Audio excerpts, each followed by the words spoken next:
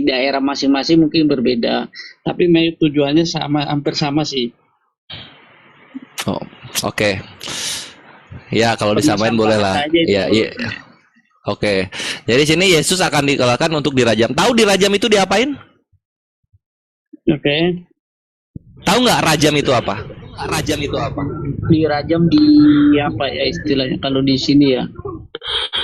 Di hukum. Nah, itu. Dirajam Nah, ini itu dihukum dengan cara dilempari batu. Iya ya, dipukul, memang disiksa lah ya kayak gitu ya. Iya, jadi kematian Yesus ini tidak seperti keimanan Kristen yang Yesus akan mati disalib. Dalam keimanan Yahudi, Yesus itu sudah mati dirajam. Jadi di rajam itu posisinya adalah badan ditanam setengah di tanah. Jadi dari perut sampai kaki itu ada di dalam tanah. Lalu kemudian dari perut ke atas itu dibiarkan berdiri seperti itu. Lalu kemudian dilempari dengan batu sampai mati. Itulah hukuman rajam. Nah, jadi Yesus di sini akan dihukum rajam karena perhatikan di sini, karena dia mempraktekkan sihir, menyebabkan orang-orang menyembah berhala dan memimpin orang Yahudi untuk tersesat. Semua orang yang tahu alasan untuk membebaskan dia haruslah datang ke depan dan mengajarkan tentang dia. Menjelaskan tentang dia. Dan sidang pengadilan tidak menemukan satu alasan pun untuk membebaskan dia. Maka mereka merajam Yesus dan menggantung mayatnya di Paskah malam. Malam Paskah ya. Iya. Bukan malam Paskah. Sore, Eve itu sore. Oke, sore itu. Iya, di Paskah sore. Nah, ini keimanan Yahudi yang ini dengan keimanan Kristen, dengan keimanan Islam, itulah yang nanti akan diluruskan oleh Nabi Isa Al-Masih, kawanku. Oke. Jadi di sini kan dikatakan begini ya, Yahudi nanti ada di Sabat 105b, cuma gue males bukanya, bahwa Yesus itu pun adalah anak dari pezina. Ini Yahudi punya ya, anak dari pezina, dan dia adalah orang yang pakai sihir, dan dia matinya dirajam. Oke, 3 poin itu. Kekristenan apa? Dia adalah anak Allah, dan dia itu bermujizat, dan dia itu matinya disalib. Ya. Sekarang kita lihat Islam.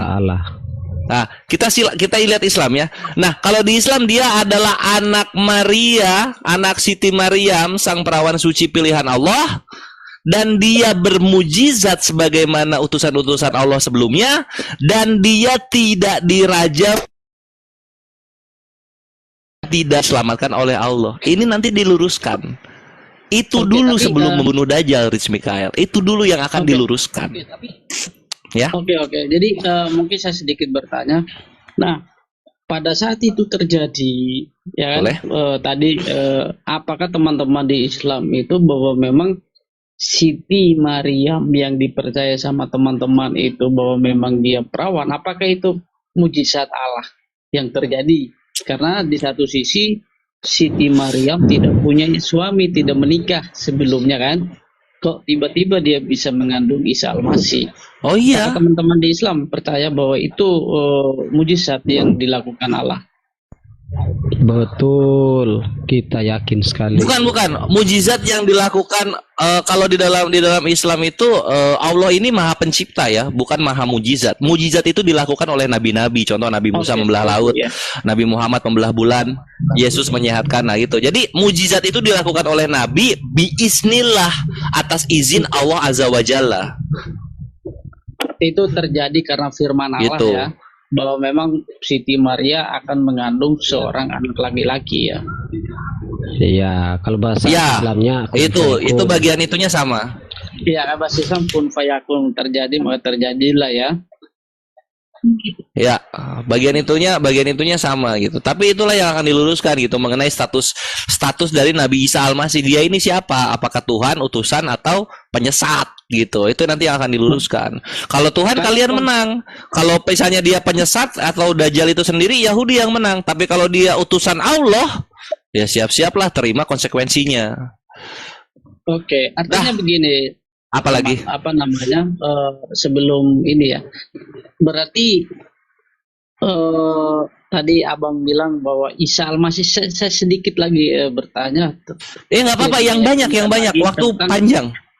Oke, siap. Tentang ini tadi, tentang perkataan Allah.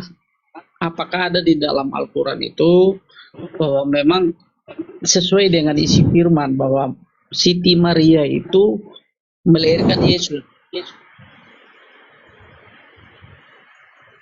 Siti Maria melahirkan Yesus. Iya, itu ada ayatnya, itu di surah Maryam.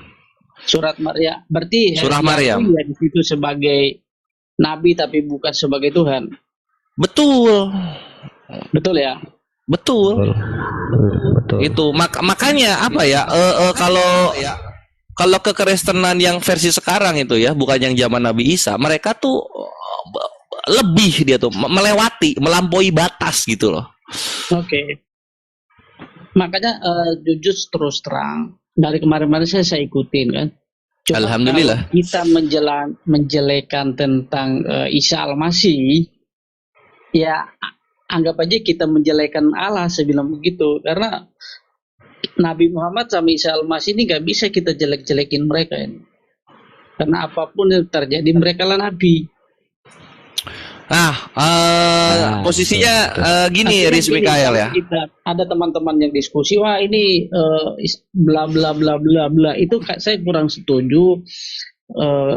Kita menjelekan para nabi. Saya sendiri yakin ya itu memang nabi gitu loh. Makanya untuk saya mempercayai Islam berarti saya harus percaya bahwa memang nabi, karena di ajaran sebelum saya di Islam masih di Kristen kan, bahwa memang tidak ada lagi nabi selain istilahnya muncul nabi-nabi palsu ya kan. Bukan berarti saya mengatakan Muhammad ini adalah nabi palsu. Ya kan? Dia memang nabi yang diutuskan, tadi saya bilang. Jadi Isa Al-Masih diturunkan untuk menyelamatkan manusia sesuai dengan doktrin yang sudah ada. Nabi Muhammad ini memperbaiki akhlak manusia rahmatil alamin itu tadi. Ya. Jadi ya ada lagi? Terus kemudian tadi lanjut ke konsep ini Bang, ke terakhir di konsep eskatologinya, akhir zaman. Akhir zaman. Ya, nah oke, sebelum ke sana yang akhir zaman ini aku karena ada ini poin yang mesti dibahas. Kami tidak pernah sama sekali menjelekkan Nabi Isa alaihissalam. Yang kami jelekkan itu adalah narasi-narasi dari penghujat. Itu yang kami bantah habis-habisan, narasi penghujat kepada Islam dan juga kepada Nabi Isa alaihissalam. Itu yang kami bantah habis-habisan. Bang, teman-teman di Kristen, karena ini loh, karena sudah terjadi diskusi panas gitu loh. Jadi akhirnya membela babi buta. Gitu loh. Akhirnya muncul asumsi-asumsi yang kayak tadi pagi saya bilang ada satu yang berdebat tadi sama Bang Nanda. Wah itu saya bilang keliru tuh cara berpikirnya. Iya, karena posisinya gini. Sama Allah nggak ada yang pernah ketemu sama Allah. Nah itu, kawan-kawan Kristen yang mayoritas itu Riz Mikael dimarahin kalau kayak begitu gitu. Ada yang pernah ketemu sama Allah banyak gitu, apalagi orang-orang yang diklaim sebagai orang-orang yang baru masuk Kristen. Nah, yang aku pengen tanggapin di sini dulu. Saya koreksi Bang, artinya begini, contoh kadang orang doa segala macam suruh Tuhan datang kiamat dia saya bilang. Bang Gores, ya. Bang Gores, dia pengen tahu palsu itu siapa menurut Alkitab. Tadi siang belum dilanjut. Silakan Bang Kores, nabi palsu. Waduh, itu bukan argumen aku kali, itu yang soal nabi palsu, Tuhan palsu baru Kores yang maju. Nabi palsu itu Kandayonat kayaknya. Tapi aku mau nanggapin dulu begini. Nanggapin dulu begini. Jadi perlu jadi Riz Mikael perlu paham dulu gitu. Iya. Apa yang kami lakukan di sini tidak lebih hanyalah membantahi syubhat dan fitnah yang datang kepada keimanan Islam itu. Dan kami pun sangat cukup dewasa dalam menghadapi perdiskusian. Contoh misalnya, apakah Riz Mikael mendengarkan salah satu hujatan yang keluar dari Kores ketika menjelaskan? Enggak lah. Ya iya, karena apa? Karena kita tahu gitu, mana yang nada dan intonasinya itu bertanya dengan jujur, ingin tahu, mana yang narasi dan intonasinya itu memang mencoba untuk menghujat. Gitu. Nah, itulah tadi saya bilang, karena sudah ada rasa kebencian, rasa segala macam di dalam diri. Akhirnya timbul pertanyaan itu juga bukan lagi memang mau belajar gitu. Tapi memang itu atas dasarnya udah saya yang paling benar, dia yang salah. Kalau udah begitu narasi berpikir untuk diskusi, saya rasa itu sudah tidak perlu ada diskusi. Nah ini nggak mau terima itu. Nah ini di sini kita orang Islam Bang Mikael itu diharamkan untuk menistakan nabi-nabi ya, termasuk Nabi Isa ya, begitu ya. Dan bahkan saya pernah dimarahi sesama Muslim karena saya masih mengaku bahwa saya seorang Kristen sejati begitu. Kristen itu artinya pengikut Kristus. Saya seorang pengikut Kristus sejati ala Rasulullah Sallallahu Alaihi Wasallam. Mereka ada yang menyindir saya begitu. Padahal itu benar karena Rasulullah Kristus itu kan artinya yang diurapi kan. Nah, masa iya Rasulullah tidak diurapi dengan urapan Rohul Kudus? Bukan cuma diurapi, dijamah oleh Rohul Kudus, yaitu Jibril alaihissalam. Nah, itu saya bilang, makanya saya dalam berislam selama 13 tahun ini tidak pernah tuh saya menghujat Nabi Isa hatta itu Yesus atau Nabi Isa sama atau enggak. Saya tidak pernah menghujat. Kenapa? Karena bagi saya Yesus adalah nabi, panutan, utusan Allah, pilihan Allah yang harus kita hormati dan tidak sempurna keimanan saya kecuali beriman kepada salah satunya beriman kepada kitab-kitab dan nabi-nabi, salah satunya Nabi Isa begitu. Jadi begitu Bang. Jadi itu, orang masuk Islam itu tidak berarti dia melepaskan Yesus ya, Kristus ya. Saya mau. Ya, jadi dengan masuk Islam Anda tidak meninggalkan Kristus tentunya, tetapi justru menjadi pengikut Kristus sejati. Kalau menurut saya ya, kalau menurut yang orang Muslim asli saya nggak tahu, gitu. Saya setuju dengan pikiran Abang nih. Siapa tadi? Yang mana ini? Bang siapa nih yang ngomong? Filipus. Oh, Bang Filipus ya. Ya, Filipus.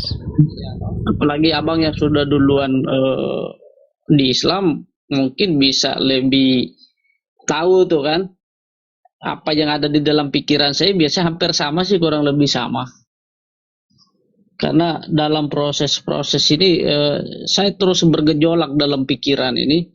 Sampai-sampai kalau saya tidak menemukan itu, saya nggak percaya agama lama-lama ya kan. Karena kadang tidak terima karena kurang pengetahuan, kurang membaca buku juga. Makanya saya kalau ada diskusi begini saya suka gitu. Kalau yang berdebat yang itu udah ngapain berdebat yang aneh-aneh kan begitu. Harus punya jiwa yang memang harus bisa menerima tentang kebenaran yang mana, yang salah ya diperbaiki, yang benar ya didengarkan kan begitu.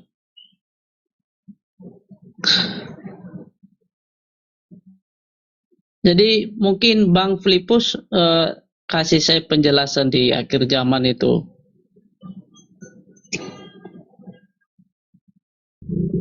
Ya sudah dijelaskan tadi ya sama Bang Kores tentang eskatologi, itu jelas seperti itulah pandangan Islam. Saya rasa orang-orang Islam dan juga para ustadz yang ada di room ini itu sepakat dengan Kores, seperti itu saya rasa sudah jelas. Bang Mikael ya. Belum aku jelasin. Akhirnya Filipus belum dijelasin. Kita sudah membuka sekali cakrawala. Ustadz Filipus, ada Ustadz Ali. Assalamualaikum Ustadz Ali. Ya Ustadz Ali, Masya Allah, Burundak. Waalaikumsalam warahmatullahi wabarakatuh. Masya Allah, lanjut. Bang Kores saya tambah sedikit ya, nanti Ustadz Ali lagi. Jadi Yesus itu nanti turun bukan untuk menjadi nabi bagi bangsa Israel ataupun bagi umat manusia pada saat itu. Yesus itu nanti turun menjadi umat Islam. Makanya ketika Yesus turun itu diapit dua malaikat oleh sayap malaikat ya, oleh dua sayap malaikat itu turun waktu subuh. Pada saat itu ada pemimpin umat Islam namanya Al-Mahdi alaihi salam. Karena sunahnya yang menjadi pemimpin itu yang mengimami sholat, maka Al-Mahdi alaihi salam itu mempersilahkan Yesus, ayo Yesus imami sholat kami. Kata Yesus, yang berhak mengimami itu ya pemimpin umat ini. Yang menjadi pemimpin umat itu pada saat itu adalah Al-Mahdi alaihi salam.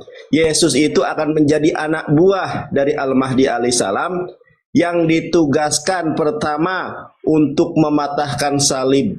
Ada orang yang menginterpretasikan Yesus mematahkan salib itu bukan mematahkan salib satu persatu dari gereja, tetapi dengan membaca firman Allah dalam Quran surat Al-Maidah 72-73, laqad kafarul ladzina qalu innallaha huwal masih ibnu Maryam. Sebentar, Al-Mahdi itu siapa tadi itu? Yesus. Nggak, yang tadi siapa namanya itu? Siapa? Imam Mahdi. Imam Mahdi itu siapa? Mahdi. Boleh saya jelaskan? Muhammad bin Abdullah salah satu ini. Salah satu umat Rasul. Langsung umat Ustaz. Silakan. Diperbesar barangkali Bang Nandar, diperbesar sekali lagi. Rabbi syrah li sadri wa yassir li amri wa hlul 'uqdatam min lisani yafqahu qawli. Saya doakan kepada saudara Rich Mikael, Allah berikan hidayah dan Allah bukakan kelapangan hatinya untuk menerima kebenaran tanpa ada kesulitan. Amin ya rabbal alamin. Begini saudaraku, bahwasanya Nabi Isa kenapa harus datang di akhir zaman? Hikmahnya antara lain untuk menjalankan sunatullah atau ketetapan Allah dalam kehidupan, yang mana adalah Allah berfirman, kullu nafsin za'iqatul maut. Setiap yang Allah berikan jiwa dan nyawa harus merasakan proses kematian, berakhirnya kehidupan. Maka Nabi Isa yang telah Allah selamatkan dan muliakan dan agungkan dan sucikan dari penghinaan serta usaha jahat dari para musuhnya, maka dia akan datang di akhir zaman. Yang pertama untuk mengalami yang namanya kematian secara hakiki. Yang kedua, kenapa dinarasikan dialah yang mampu mengalahkan Dajjal? Dajjal adalah antitesis dari kebenaran. Al-Haq dibawa oleh para rasul dan anbiya, karena setiap nabi dan rasul yang datang di setiap masa pernah mengabarkan, mewanti-wanti umatnya bahwa akan ada sosok yang menjadi lawan berat dari kenabian dan kerasulan, namanya Dajjal atau antikris, anti kenabian sebenarnya, anti nabi dan anti rasul. Maka bukan manusia biasa, bukan saya dan Anda, tetapi harus sekelas rasul dan nabi yang memiliki kemampuan sebagai antitesis dari Dajjal. Al-Mahdi sebagai pemimpin umat di akhir zaman adalah manusia biasa, namun gelarnya Al-Mahdi artinya yang Allah berikan hidayah, yang Allah berikan petunjuk. Dia adalah sosok yang dinubuatkan oleh Rasulullah berupa sosok yang berasal dari garis keturunannya. Ismuhu ka ismi, namanya seperti namaku.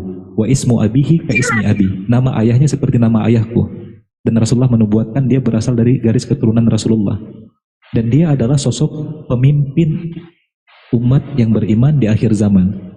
Namun proses ketika kita baca eskatologi atau proses akhir zaman tersebut, umat Islam dalam keadaan terdesak itu karena gempuran pasukan Dajjal dan sekutunya dari kalangan Yahudi dan orang-orang yang mengikuti Dajjal pada era tersebut. Maka seperti disampaikan Gus Nandar tadi, umat Islam telah terdesak di sebuah daerah yang dipercaya oleh para ahli hadis sebagai Damaskus, dengan tanda-tanda ada Minaratul Bayda, ada menara putih. Maka sedang menjelang sholat subuh, setelah azan berkumandang, dalam keadaan letih dan lelah, hampir saja mereka dalam keadaan putus asa karena beratnya gempuran Dajjal kepada pasukan Al-Mahdi. Tiba-tiba langit bercahaya dari ufuk. Maka semua orang melihat dari arah langit ada sosok yang turun dihapit oleh kedua malaikat dan rambutnya masih basah sebagaimana orang yang selesai berwudu. Lalu dipersilahkan untuk memimpin sholat. Apa kata beliau? Engkau yang memimpin sholat. Dan beliau memberikan pengajaran bahwa beliau bermakmum kepada Al-Mahdi sebagai tanda bahwa beliau tunduk dan patuh kepada syariatnya Nabi Muhammad. Tidak datang membawa syariat yang baru. Artinya beliau datang benar-benar menuntaskan tugas akhirnya, yaitu mengalami kematian yang pertama. Yang kedua, sebagai Nabi, hanya beliaulah yang paling layak dan paling mampu untuk menghadapi sihir dan berbagai macam keajaiban metafisika yang dibawa oleh Dajjal. Karena itu adalah bidangnya para nabi untuk menghadapi orang seperti itu. Jadi pembagian tugas pembunuhan Dajjal dilakukan Nabi Isa, tetapi kepemimpinan umat serta penegakan hukum syariat dipimpin oleh Al-Mahdi, menunjukkan Nabi Isa tidak membawa syariat baru. Begitu saudaraku. Jadi Al-Mahdi ini malaikat. Al-Mahdi adalah keturunan Rasulullah dari kalangan manusia, representatifnya Nabi Muhammad yang telah wafat, yang telah selesai kenabian dan tugas kehidupannya, maka representatif beliau untuk sama-sama mengarungi proses akhir zaman, maka disebut gelarnya Al-Mahdi, berdampingan dengan sosok yang datang untuk kedua kalinya, gelarnya Al-Masih. Jadi kombinasi Al-Mahdi dari keturunan Nabi Muhammad, dari kalangan anak manusia Bani Ismail, dan kombinasi dengan anak keturunan Bani Ishak bernama Al-Masih, itulah kombinasi ulti untuk mengalahkan kebatilan yang dipimpin Dajjal di akhir zaman. Jadi kombinasi Bani Ishak dan Bani Ismail, antara Al-Masih dan Al-Mahdi, begitu. Itu bagus sekali itu konsepnya ya. Jadi mereka saja di akhir zaman seperti itu bersatu. Kenapa kita sekarang nih nggak mau bersatu ya? Benar, karena persatuan itu harus dilakukan di atas kalimat yang sama. Al-Quran menarasikan itu. Kalimatun sawa bainana wa bainakum, yaitu tidak ada ilah yang berhak disembah kecuali Allah saja. Itu sudah ada di dalam 10 hukum Tuhan tuh, tidak benar boleh sekali. menyembah Allah lain. Kalau ahlul kitab ini jujur dengan perintah Tuhan yang hakikat, yang hakiki, yang sebenar-benarnya, maka mereka tidak boleh menyembah selain Allah, tidak boleh menjadikan perantara antara Allah atau Sang Pencipta, tidak boleh menjadikan sekutu baginya, harus menjadikan Allah satu-satunya sesembahan yang hak. Jadi tadi sebelum pada saat tadi Isa Al-Masih sama anggap aja tadi ya Mahmadi itu tadi, sebelum sholat atau sesudah sholat mereka mengeksekusi Dajjal. Iya betul, sesudah sholat pastinya, karena peristiwa ketika kita baca urutannya itu setelah mereka sholat, motivasi dan spirit yang dialami oleh kaum muslimin yang telah terdesak beberapa hari sebelumnya meningkat kembali seperti dijamah oleh Roh Kudus dengan kedatangan Nabi Isa. Maka kombinasi antara pemimpin yang dari Bani Ismail dengan pemimpin dari Bani Ishak, Al-Mahdi dan Al-Masih menjadi sebuah ulti yang akan menghantam segala kebatilan yang dipimpin oleh anti-Kris bernama Dajjal itu. Mungkin dibangun di atas dasar konsep itu, bisa dikatakan Isa Al-Masih itu sang juru selamat. Apakah iya ya? Tidak salah mengatakan Nabi Isa juru selamat, Nabi Muhammad juru selamat, Nabi Ibrahim juru selamat, Nabi Musa juru selamat bagi umatnya masing-masing yang percaya kepada mereka sebagai utusan Allah, dan tanpa melalui jalan mereka tidak akan sampai kepada Allah. Itu konsep para nabi. Allah Subhanahu wa taala mengabadikan dalam Al-Qur'an, "Walaqad ba'atsna fi kulli ummatin rasulan an ibudullaha wajtanibut taghut." Allah telah mengutus kepada setiap umat di masanya, di eranya masing-masing, utusan Allah untuk mengajarkan mereka ajaran yang sama. Tidak ada perbedaan ajaran para nabi dan rasul. Kalau dalam ajaran konsep mengesahkan Allah, yaitu an ibudullah, menjadikan Allah satu-satunya sesembahan yang benar, wajtanibut taghut, dan menjauhi penyembahan kepada berhala. Jadi Islam yang artinya adalah berserah diri dan tunduk dan patuh kepada Tuhan, kepada Sang Pencipta, adalah inti ajaran para nabi. Mereka membawa ajaran yang sama, yaitu berserah diri kepada Tuhan. Bahkan Yesus berkali-kali menerasikan hal tersebut kan? Biarlah kehendak Bapa yang berlaku, bukan kehendakku. Itu penyerahan diri kepada Tuhan, tawakal kepada Sang Pencipta. Dan itulah ajaran para nabi. Itulah yang disebut dengan arti dari Islam itu sendiri. Yang berbeda di antara para nabi syariatnya, hukumnya. Setuju, ada kebutuhan yang berbeda-beda di setiap masa dan umat. Jadi ajaran Allah adalah Islam. Makanya dalam Al-Quran dikatakan Innad dina indallah al-Islam. Sesungguhnya ajaran yang Allah ridai dan Allah berikan ke manusia dari para nabi dan rasulnya itu hanya Islam. Tidak benar ada ajaran Kristen, tidak benar ada ajaran namanya Yahudi, tidak benar ada ajaran ini dan itu. Karena setiap nabi, setiap rasul utusan Allah, bukankah mereka berasal dari sumber yang satu? Apakah sumber yang satu mengajarkan berbagai macam ajaran? Tidak. Ajarannya sama, yaitu Islam. Pelaksanaannya, teknisnya ada hukum yang berbeda, namanya syariat. Sedangkan inti ajarannya Islam. Maka Islam atau Rasulullah meluruskan kembali konsep tersebut. Rasulullah SAW, jika memang beliau bukan utusan Allah, jika beliau membuat ajaran baru, jika beliau memang sosok yang membuat sebuah teori baru terhadap ajaran-ajaran yang telah ada, maka beliau akan mengikuti jejak yang sebelumnya. Apa misalnya? menamakan ajaran warisan ini dengan namanya sendiri agar beliau dikenang sebagai pembawa ajaran ini. Beliau akan namakan ajaran ini Dinun Muhammadi, ajarannya Muhammad, atau menisbatkan ajaran ini kepada tempat beliau berasal, Dinun Makki, ajaran Mekkah, Dinun Madani, ajaran Madinah, atau Dinun Arabi, ajarannya orang Arab. Sebagaimana ajaran kalian menamakan atau penisbatan namanya itu kepada sentris ajarannya, Kristen, penisbatan kepada kata Kristus, sang pembawa ajarannya. Sedangkan orang Yahudi menisbatkan kepada suku Yehuda, salah satu suku dari Bani Israel. Kemudian ada ajaran-ajaran di luar Samawi, Hindu, penisbatan kepada lembah Hindustan tempat dia berasal.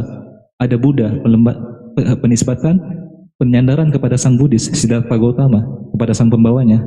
Islam melepaskan sekat-sekat egosentris itu, tidak membawa nama sang pembawa atau Nabi Muhammad di dalam ajaran tersebut. Allah sang pencipta sendiri yang menamakan ajaran ini. Jika ini ajaran buatan manusia, maka sangat masuk akal dan sangat layak sekali akan membawa nama ajaran sang pembawa. Tetapi Islam tidak ada unsur Nabi Muhammadnya di situ, tidak ada unsur Arabnya di situ, tidak ada unsur Mekkahnya di situ, tetapi membawa sifat natur alam semesta ini, yaitu tunduk dan patuh kepada sang pencipta. Dan itulah sifat alam semesta, harus tunduk dan patuh kepada ketetapan Tuhan sang pencipta. Langit, ada matahari, ada bintang, ada benda-benda langit, itu berjalan pada garis orbitnya, berputar pada rotasinya. Semua itu berarti adalah tunduk dan patuh kepada ketetapan Tuhan. Jika mereka melenceng, jika mereka ingkar atau kafir kepada keislaman yang telah ditetapkan oleh Tuhan, hancur lebur alam semesta ini. Itulah konsep Islam, sifat natur dari alam semesta ini.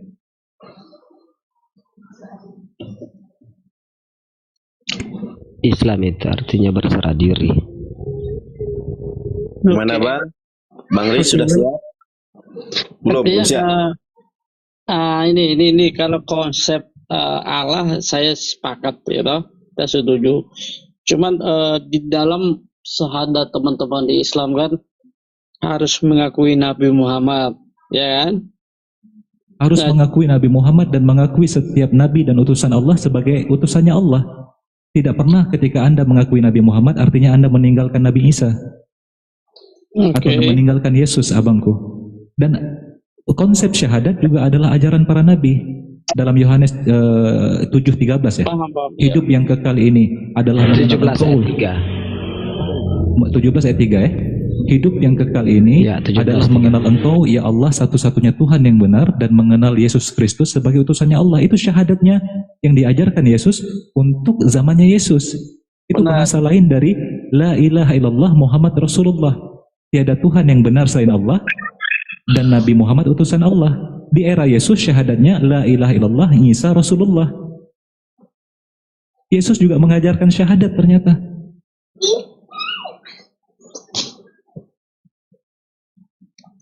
Bang Rich Michael, tidak ada alasan bagi Anda setelah sampai kepada tahap seperti ini. Allah telah mengajarkan Anda, telah coba menyentuh Anda dengan berbagai macam hujjah atau dalil yang kuat untuk tidak lagi menyekutukan Allah, untuk menerima kebenaran dari ajaran para nabi, estafet kenabian yang berlangsung terus-menerus.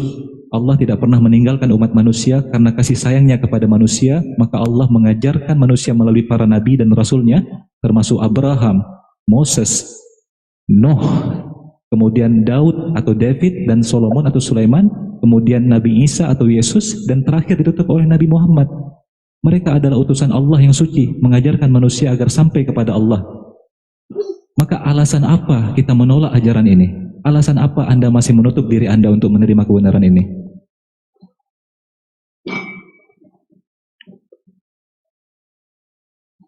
Artinya begini, di dalam doa teman-teman di Islam kan kita contoh percaya Nabi Muhammad, tapi selalu di dalam doa itu saya selalu kalau istri saya sholat, saya selalu tanya ini apa artinya.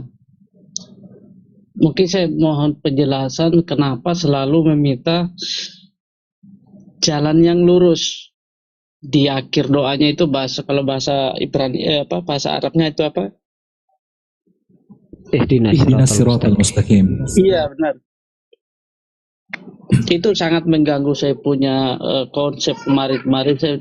Kenapa itu harus ada ya? Tolong Abangku, saya kasih tunjuk, saya bilang. Bentuk dari perendahan diri kita kepada Tuhan, kepada Sang Pencipta adalah memohon agar diberikan petunjuk oleh Sang Pencipta. Maka umat Islam setiap kali mereka beribadah, melakukan ibadah solat berasal dari kata wasala yasilu solatan, berkomunikasi dengan Allah atau berinteraksi dengan Allah, berhubungan dengan Allah. Artinya umat Islam berusaha berkomunikasi dan berinteraksi dengan Sang Pencipta, dan mereka mengutarakan perendahan diri mereka di hadapan Sang Pencipta dengan dimulai dengan takbiratul ihram, Allahu Akbar. Mereka menegaskan bahwasanya tiada yang lebih besar, tiada yang lebih kuasa, tiada yang melebihi kekuasaan apapun melainkan Allah saja. Allahu Akbar. Mereka tegaskan bahwa segala sesuatu selain Allah kecil, tidak ada artinya. Kemudian mereka membaca doa, Allahumma ba'id baini wa baina khatayaya, dan seterusnya. Lalu dia lanjutkan surah Al-Fatihah yang Anda sebutkan tadi. Bismillahirrahmanirrahim. Dimulai dengan menyebut nama Allah yang Maha Kasih dan Maha Sayang kepada ciptaannya. Kemudian ditegaskan dengan Alhamdulillahirabbil alamin. Segala puji hanya milik Allah, pencipta, pemelihara alam semesta raya ini. Maliki yaumiddin, karena Allah lah yang akan menjadi penguasa hari akhir. Iyyaka na'budu wa iyyaka nasta'in. Kemudian kita tegaskan pengakuan kita kepada Allah. Ya Allah, hanya kepadamu kami beribadah. Wa iyyaka nasta'in, dan kepadamu lah kami memohon perlindungan ya Allah. Tidak layak kami memohon perlindungan dan tidak layak kami beribadah kepada yang lain ya Allah. Baru kami akhirnya ihdinas siratal mustaqim, ya Allah berikan kami petunjukmu. Itu adalah bentuk perendahan diri kepada Sang Pencipta.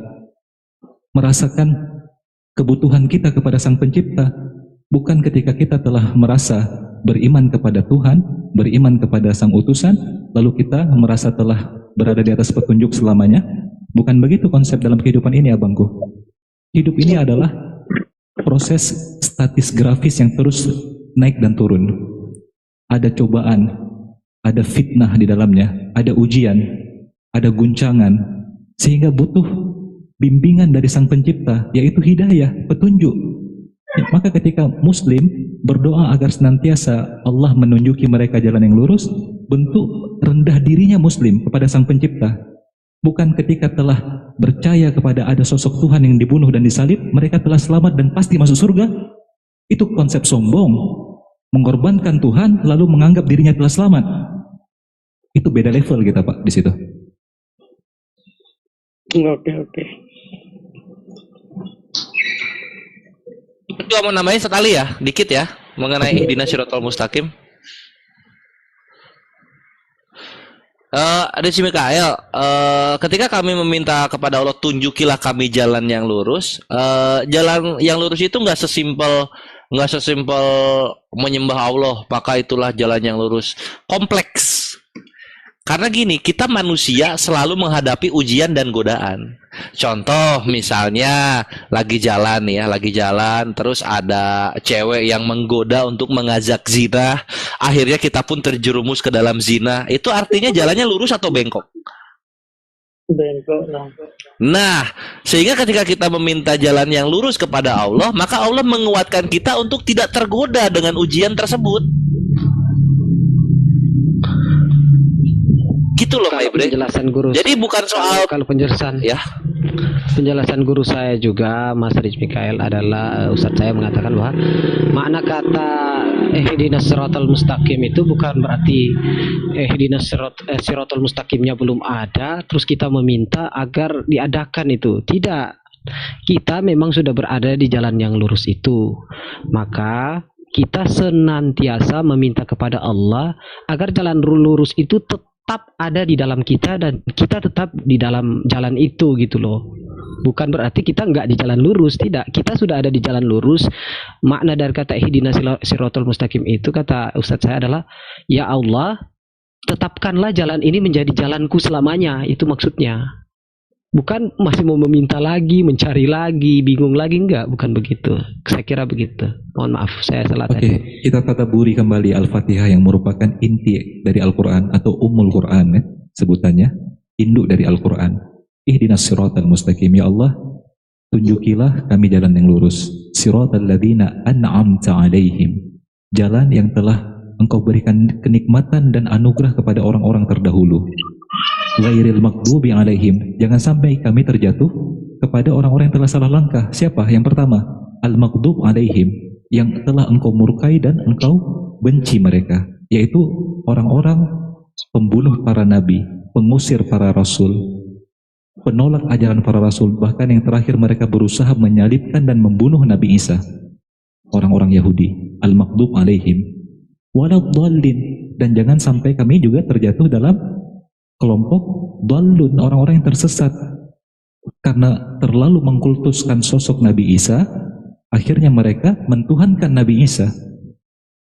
Itu inti dari Al-Quran, menjaga keseimbangan agar mengesahkan Allah saja dan tidak terjatuh ke dalam kesombongan untuk menolak kebenaran karena tidak berasal dari ras mereka, tidak berasal dari bangsa mereka, dan tidak terjatuh kepada kesesatan orang yang mengkultuskan manusia berlebihan, yaitu kaum Kristen atau Nasrani. Jadi Al-Quran dalam surat Al-Fatihah mengajarkan intisari dari tauhid yang harus dipetik oleh umat akhir zaman, berada dalam keseimbangan ketauhidan dan mengesahkan Allah, dan tidak pernah merasa diri lebih hebat dari bangsa lain sehingga menolak kebenaran yang datang dari ras lain, yaitu orang-orang Yahudi, dan juga tidak terjatuh ke dalam kesesatan orang yang berlebihan mengkultuskan, mengagungkan sosok manusia yang tidak lagi pada tempatnya, yaitu Kristen. Oleh karena itu kami selalu berdoa kepada Allah, ihdinas siratal mustaqim, jangan sampai kami jadi kepada dua kelompok terdahulu ya Allah yang telah salah langkah ini. Orang-orang Yahudi yang keras tengkuk, yang terlalu durhaka kepada Engkau, dan juga jangan jadikan kami jadi orang-orang Nasrani yang salah langkah menuhankan utusan Engkau ya Allah. Begitu abangku. Ya, gimana Bang Riz? Terima kasih ya udah kasih beberapa penjelasan. Jangan ragu Bang Riz bahwa Islam, bahwa Nabi Muhammad adalah juga jalan yang lurus. Bang Riz coba nanti buka Quran surat Yasin ya. Oke. Ya, Quran surat Yasin dari ayat pertama. Ya, Yasin wal Qur'anil Hakim innaka laminal mursalin, sesungguhnya ya engkau Muhammad benar-benar salah seorang di antara rasul, ala syiratim mustaqim, yang berada pada jalan yang lurus. Jadi Nabi Muhammad juga adalah jalan yang lurus. Jadi Bang Riz Michael jangan ragu-ragu untuk hormatilah guru sesama guru, hormatilah gurumu. Padahal kan dia sendiri kan guru. Kenapa dia tidak mengatakan hormatilah saya? Itu pemahaman Anda dapatkan dari mana? Pemahaman saya, pemahaman. Oh, itu pemahaman saudara. Tapi Yesus tidak begitu.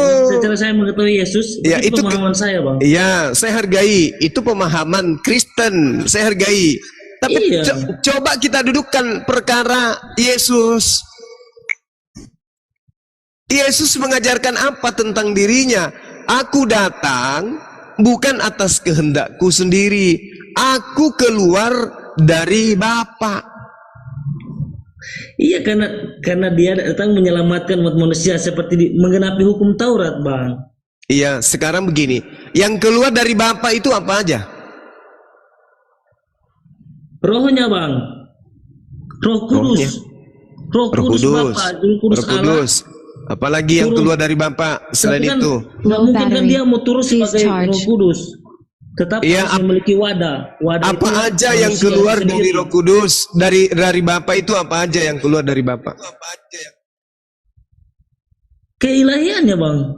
Loh, maksudnya apa ini? Oh, keluar dari Bapa keilahian. Turun sebagai manusia, Allah sebagai manusia. Tapi kan nggak mungkin kan Allah turun langsung kan?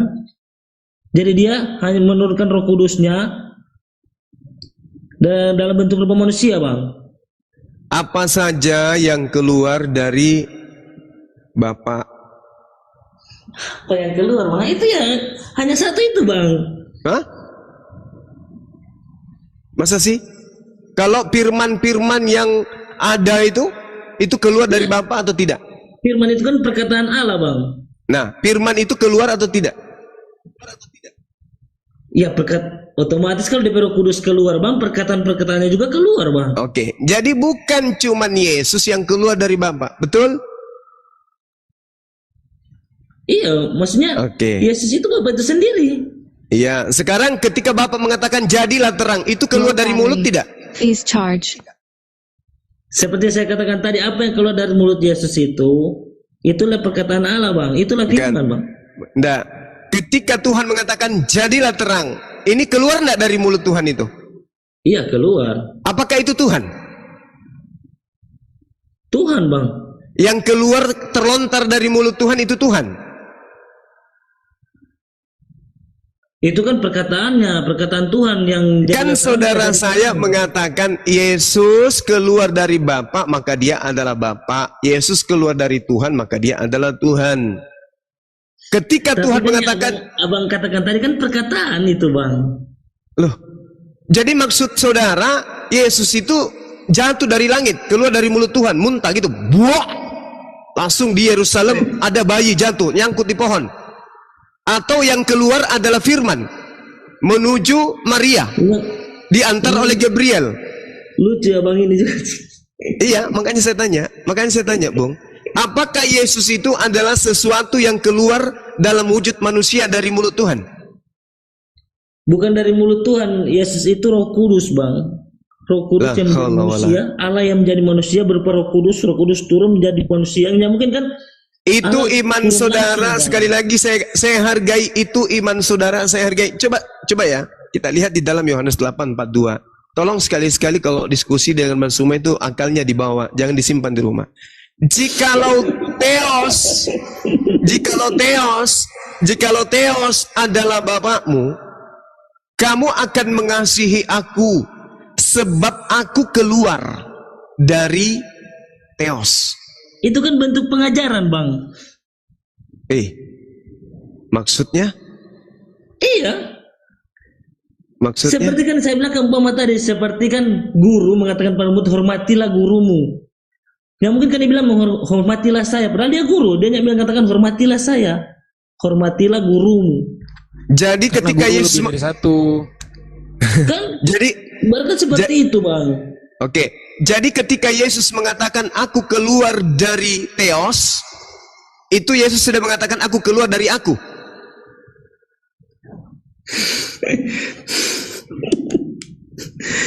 Bang, ini lucu sih. Begini, Bang. Saya nggak tahu yang lucu saya atau Anda. Bang. Untuk memahami kekristenan itu bukan hanya sekedar membaca Alkitab saja, Bang. Tapi harus akal-akalan juga kan? Iya. Nah, bagus gitu dong. Selalu aja Bang bilang Kristen. Iya, makanya orang yang berakal sehat susah nerima agama Anda itu.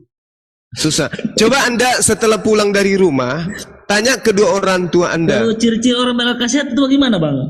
Tidak menuhankan sesamanya makhluk. Itu dulu poinnya. Yesus makhluk atau bukan? Tubuh Yesus itu makhluk. Oke, udah selesai. Tubuh Yesus, iya, udah selesai. Yesus itu makhluk, udah. Susah memang, Bang. Iya, susah memang. Mengajarkan lalat bahwa madu itu lebih baik dari bangke, Bang. Bagaimana Anda bisa mengajarkan saya bahwa manusia Yesus itu bukan manusia? Ini kebalik loh. Yesus manusia. Nah, sudah. Anda sudah pro Yesus manusia, kenapa Anda tuhankan? Justru saya yang harus berkata, susah menjelaskan kepada lalat kalau sampah itu adalah sampah. Saya buktikan. Yesus manusia atau bukan? Yesus manusia. Oke, Yesus makhluk atau bukan? Yesus makhluk atau bukan?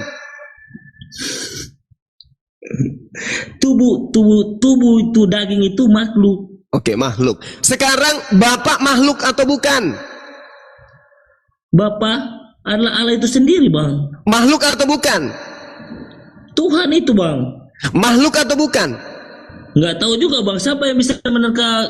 Inilah yang saya katakan, Anda meludah, Anda jilat sendiri. Sudah tahu lalat, sudah tahu sampah, Anda tidak mau percaya. Anda tetap saja menuhankan. Adalah itu yang lalat itu. Allah nggak mungkin turun langsung ke bumi bang. Bagus. Roh Kudus dia turunkan ke bumi. Bagus. Yesus itu Tuhan itu. Bagus. Bagus. Nah, inilah yang saya katakan persekutuan itu. Anda bersekutu dengan apa sampai Anda kemudian memalingkan akal sehat Anda menyembah makhluk? Maksudnya, kenapa abang bilang Kristen memiliki persekutuan dengan iblis, bang? Loh, sedangkan Kristen Yesus ini sejak kapan jadi Tuhan?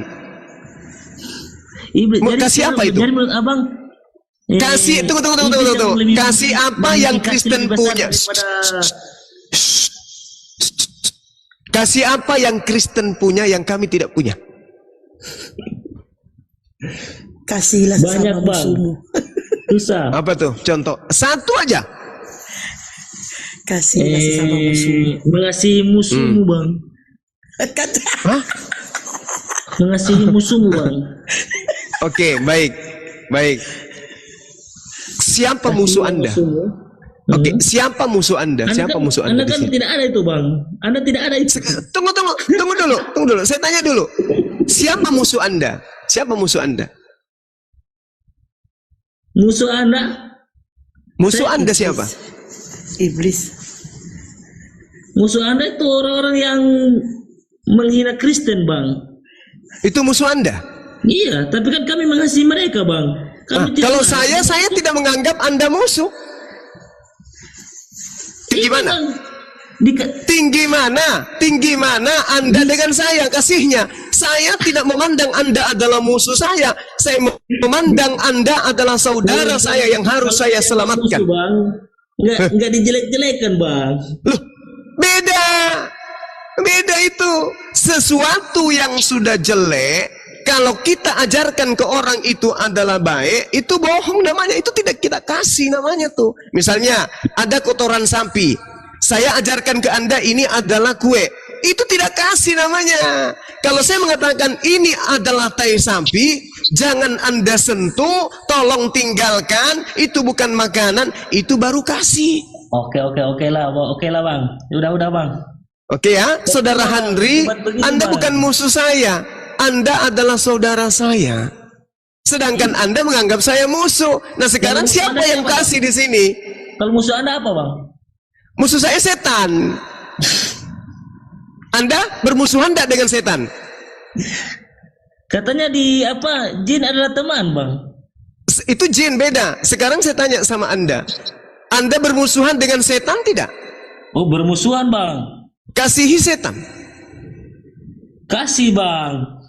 Bagus. Pantas aja kalian bersekutu dengan setan, ternyata Anda mengasihi setan. Sudah terjawab kan? Siapa yang menerima, sabar. Siapa yang menerima tumbal yang dipersembahkan setan di atas tiang salib? Islam atau Kristen? Apa itu, bang? Siapa yang menerima tumbal yang dipersembahkan iblis di atas tiang salib? Siapa yang iblis mempersembahkan kurban di tiang salib? Mana itu, bang? Betul sekali, betul. Di mana itu, bang? Baik, Anda duduk cantik, dengarkan saya. Musuh Kristen yang seperti ini, bang. Anda memusuhi saya, padahal saya mengajarkan kebenaran. Berarti Anda kasih hoax. Duduk yang cantik, dengarkan Bang Suma menjelaskan. Oke ya? Tuhan di dalam kitabnya orang Yahudi, Keluaran 23 nomor 7. Sabar.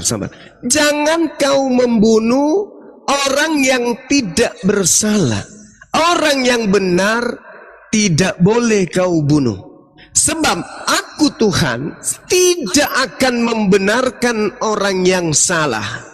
Ini perintah Tuhan. Jangan kau membunuh Yesus. Oke? Paham? Nah, iya, bang. Sekarang apa reaksi iblis supaya Yesus bisa dibunuh? Yang pertama, Merasuki Yudas. Oke? Ya. Apa ending dari pengkhianatan Yudas?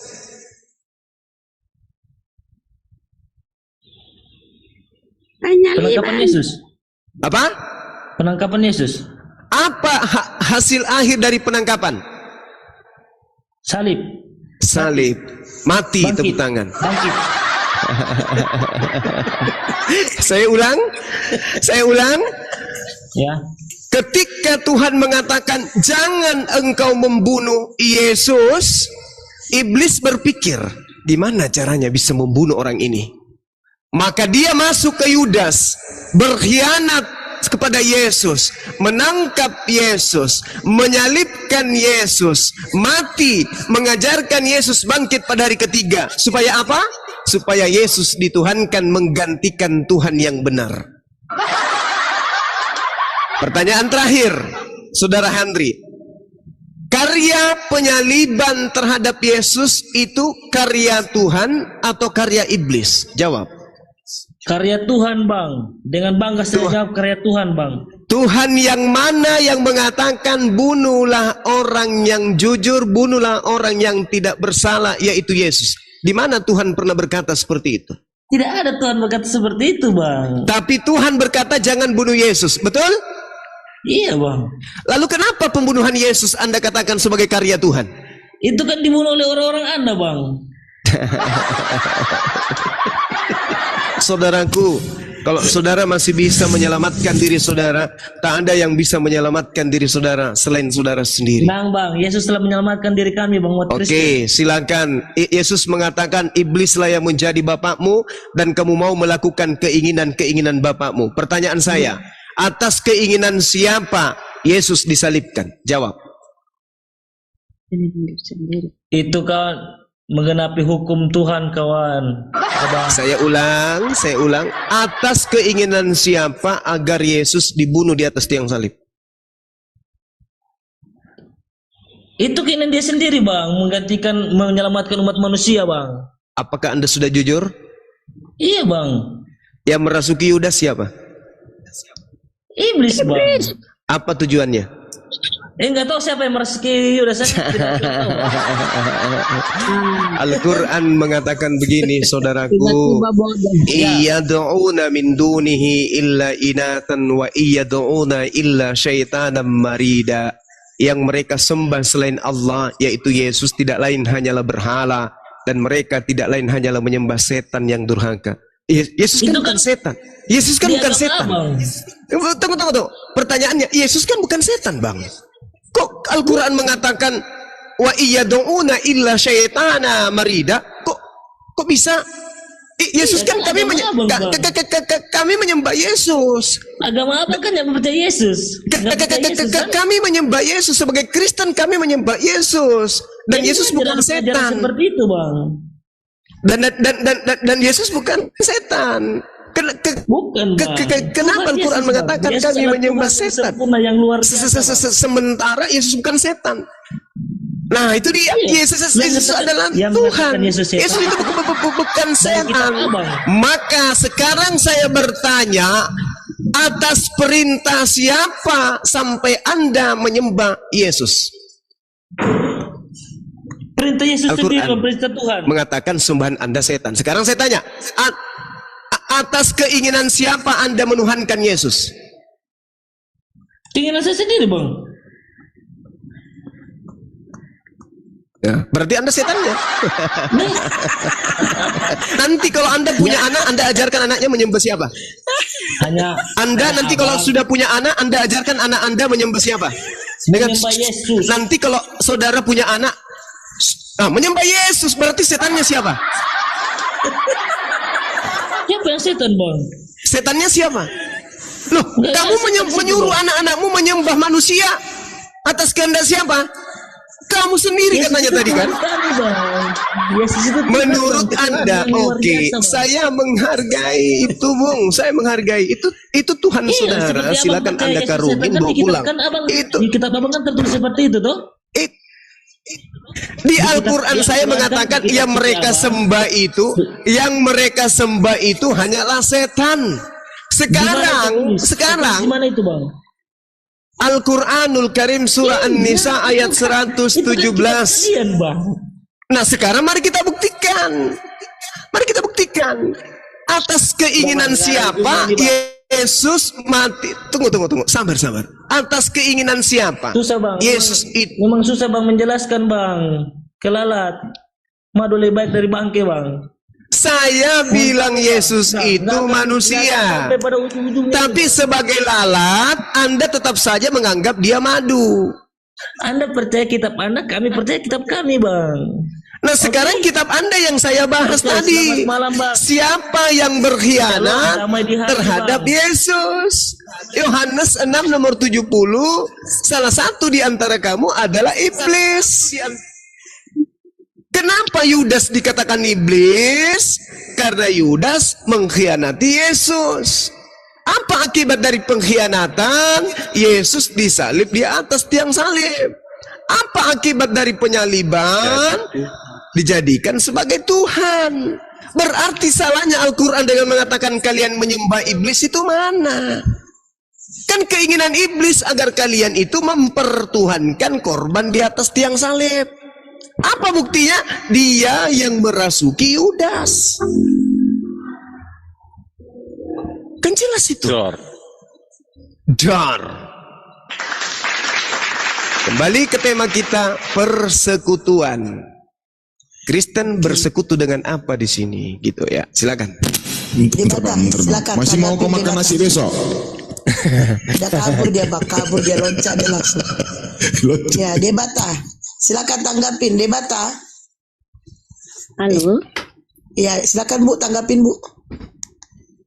Oh iya, tadi saya mau nanggapin yang punya si Henry ya. Tadi kan kata Bang Jumanya bahwasannya penyembahan Yesus itu setan ya. Saya yang menggiring tadi beliau. Enggak, sekarang kan gini, karena memang suaranya Bang Juma kan terlalu kuat-kuat, jadi orang pun jadi terpatok ke suara Bang Jumanya kan gitu, karena ya udah saya kecilin. Iya, itu sebenarnya jadi tertutupin. Jadi baru kali ini ada yang protes suara Bang Juma. Oke. Cek. Udah kecil suaranya. Soalnya gini loh, Mbak. Bukannya memprotes, kalau kita ada yang kasih saran atau apa, ada baiknya kita beretika dan jangan ada yang istilahnya yang ketawa-tawa atau apa kan gitu sebenarnya. Iya, siap Bu. Iya. Bu, kalau jadi saya ketawa, istilahnya itu menghargai orang yang sudah naik ke room ini gitu kan. Silakan Bu. Jadi bukan masalahnya komplain atau apa. Ada Bang Juma. Iya, istilahnya etikanya itu dipertajam. Kedengaran saja Bunda ini ibu ini naik ngomel-ngomel. Lanjut. Poinnya mau apa debata? Poinnya apa? Mau disampaikan? Poinnya gini, yang tadi kan saya dibilangnya itu kenapa menyembah bahwasannya Yesus itu adalah setan. Tadi kata Bang Jum seperti itu ya. Al-Quran mengatakan apa yang mereka sembah selain daripada Allah itu adalah inasan, berhala. Ya, tapi kan tadi kan ada dari kata Bang Juma bahwasannya Yesus itu adalah bahwasannya perkataan dari setan gitu. Makanya saya menanggapi, makanya saya bisa naik ke sini gitu. Penyaliban terhadap Yesus itu adalah karya iblis. Kalau di Al-Quran ya? Iya, jelas dikatakan di dalam kitab saudara begitu. Yesus dalam Yohanes 8 nomor 44, iblislah yang menjadi bapakmu dan kamu mau melakukan keinginan bapakmu. Itu Bang Jumanya salah membaca Alkitab. Mana ada dibilang bahwasannya Yesus itu adalah setan. Itu tidak ada. Di mana tertulisnya itu Yesus itu adalah setan? Loh, Yesusnya yang berkata, iblislah yang menjadi bapakmu. Enggak, Yesus, iblis yang menjadi bapakmu. Di mana tertulisnya? Yohanes 8 nomor 44. Coba Bang Juma bacakan. Di mana iblis itu adalah Yesus, iblis menyatakan bahwasanya Yesus adalah bapakmu. Coba dulu bacakan. Saya uraikan ntar ya Bu ya. Gini. Dikatakan tapi suaranya nggak usah kuat-kuat ya Mas, soalnya kan jadi terpatok ke suara Anda gitulah, jadinya kan suara Ibu kita mau jadi mendengarkan suara semua. Iya, memang betul. Tapi misalnya memang mendengarkan suara, tapi nggak usah terlalu kuat-kuat. Kita pun kan bisa dengar juga, walaupun nggak harus pakai ini juga Gimana kan. ceritanya perkecilkan ini suara? Suaranya ibu yang besar sedang. Ibu HP-nya taruh, ibu HP-nya taruh di dapur aja, ibunya di ruang tamu. Bukan masalah di dapur atau gimana, Mbak. Masalahnya kan kita jadi tertutupin. Pendeta pakai saran 10 kita itu apa loudspeaker, gitu. Bu. C, gimana Bu? Sudah? Cek. Udah? Kurang kecil bang, dikit lagi bang. Cek. Si Erik ini tadi udah bener bang, kau pun Erik tadi udah bener bang, cuma ini terlalu kecil Ini kali. hilang, ini hilang bang, suaranya bang. Udah bang, udah bisa, iya. Oke, baik. Saya mulai ya Bu ya. Iya. Lanjut Oke. aja. Yohanes 8:44. Iblislah yang menjadi bapakmu dan kamu ingin melakukan keinginan bapakmu. Oke? Bisa ditampilkan ke layar nggak? Ada tertera di Ibu situ punya nggak? Bible nggak di situ? Enggak, maksudnya aku enggak, semua orang juga biar pada nengok juga kan. Oke, Apa memang Natali betul atau silakan tidak gitu. Natali buka data. Oke. Sama ini. Ini bang ya, tanda tanya ya bang. Agak lain memang bang, kemana lah bang. Mohon izin bang, saya buka Jadi data. suara Bang Juma ini terhipnotis ibu ini bang, jadi disuruh pelan bang, supaya dia nggak terhipnotis dengan suara Bang Juma. Agak Itu Bu, baca ya Bu, itu ya. Itu Yohanes 8 nomor 44 itu kata Bang Juma. Itu baca Bu, baca Ibu atau saya bacakan. Iblislah yang menjadi bapakmu dan kamu ingin melakukan keinginan bapakmu. Ia adalah pembunuh manusia sejak semula dan tidak hidup dalam kebenaran. Sebab di dalam dia berkata dusta, di dalam dia tidak ada kebenaran. Apabila ia berkata dusta, ia berkata tadi langsung naikkan. Ia berkata atas kehendaknya sendiri, sebab ia adalah pendusta dan bapa segala dusta. Dia ya? Ya, tapi kan tidak ada di situ bahwasanya iblis adalah bapakmu kan? Ada nggak tertulis? Ada Bu, ya Allah. Bapakmu Bu, ya Ibu Allah. lihat Ibu, sudah saya buat. Iblislah yang menjadi bapakmu dan kamu. Bu, suaraku menjadi bapakmu Bu. Bu, suaraku perasaan kuat tapi Ibu gak protes Bu. Kenapa suara Bang Jimo Ibu protes? Iblislah yang menjadi bapakmu Bu. itu tulisannya ada, Bu. Ada ya, Bu. Lanjut aja Bang Juma biar nggak kelamaan nih Bang Juma. Silakan Bang Juma. Tapi memang sih kalau kita bagi Kristen sih agak-agak sulit sih kalau tidak gimana ya aku bilangnya, tidak membaca semua isi dalam Alkitab. Tapi kalau aku sih sarankan sih lebih bagus Anda membaca Alkitab dulu dari Kejadian sampai habis biar tahu apa dari Ibu satu ayat aja baru tahu sok-sokan Ibu ini bukan sosokan biar kalian juga tahu kan isi dalam Alkitab apa di dalamnya lagi gitu. Saya yang menunjukkan Bible ini ke Ibu yang ngajarin saya di mana ceritanya Ibu? Ini mau masuk ke tema atau mau curhat-curhatan aja kita? Kabur Bang. Kabur dia Bang. Suruh baca Kejadian sampai Wahyu. Satu ayat aja bukan Tuhan lu. Yang lucunya agak lain kayaknya. Enggak, tapi yang lucunya Bang baru kali ini loh ada yang protes suara Bang Juma. Perasaan suaraku kuat dia nggak protes Bang. Cemana itu Bang? Iya. Itulah dia. Dia hanya ingin cari sensasi dan ingin teriak ke langit. Kenapa kayak gini agamaku? Agak gitu-gitu lah. Bang, mati lagi Bang suaranya Bang. Gedein lagi Bang. Digedein udah lagi kuat aja, kan Bang, ini? suaranya, Bang. Udah kan? Belum Bang, kurang kuat. Udah. C, sudah kan? Udah Bang. Kembali ke Allahu Akbar. Kenapa malam ini Kak? Banyak yang aneh-aneh. Perasaan suaraku kuat dia nggak protes, tapi suara Bang Juma diprotes. Cemana lah ini? Hasian baru Parna, silakan mau bertanya. Itu tanggapin temanya tadi. Apa Kak? Ini yang ada di Kristen ada persekutuan. Ini persekutuan maksudnya apa? 1 Korintus 10:16 persekutuan dengan darah Kristus. Ini bersekutu dengan siapa sih? Ini persekutuan kalau kita ngambil dari akar kata, maksudnya kutu atau sekarang apa? Gini. Juma sekarang kan iblis menjadi bapakmu kan gitu kan, bohong ya, bener kan? Ya udah sekarang begini, kasih aja Gimana? Safiyah itu kasih begini, Islam kasih datanya. Kalau Safiyah itu dikawinin bukan diperkosa. Kalau di mana itu ada datanya? Iya coba di mana di Al-Qur'an itu? Safiyahnya nikahin. Oh, baru mau dicari. Safiyah itu siapa, Bang? Kasih datanya dong. Islam yang kasih. Iya, mana datanya biar dibuka. Saya kalau saya membahas tentang Kristen, saya yang bawa dan saya pertanggungjawabkan data-data saya. Kenapa takut bukan kasih data Safiyah? Bukan justru Anda yang kemudian Allah SWT penipu nih. Takut nih kasih data Safiyah nih. Safiyah itu siapa? Safiyah itu siapa, Bang Safiyah? Mana data Safiyah? Safiyah itu siapa, Bang? Safiyah itu siapa? Dulu diperkosa. Safiyah itu mamanya diperkosa dulu. Sejak kapan istri Nabi namanya Safiyah? Iya, Safiyah itu siapa? Mamamu kan yang diperkosa sama gelandangan. Dia mau menghujat tapi nggak tahu cara. Menghujat nggak bisa. Ini ada kemana datanya berdua? Mana datanya? Udahlah gantilah dulu. Ada yang nantang Bang Juma di bawah. Udah.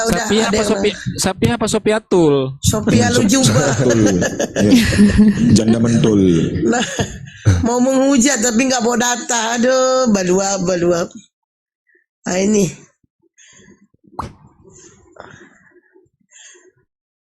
Ya, Michael Aurora silakan. Ya Rasul. Halo Bang. Salam. Ya. Bang Juma, izin Bang saya bertanya Bang, Al-Ankabut 46 Bang, bisa Bang jelaskan Bang? Al-Ankabut 46 Bang. Al-Ankabut 46. Ini membahas tentang apa ini? Membahas tentang debat dengan ahli kitab dan orang-orang yang zalim di antara mereka. Iya.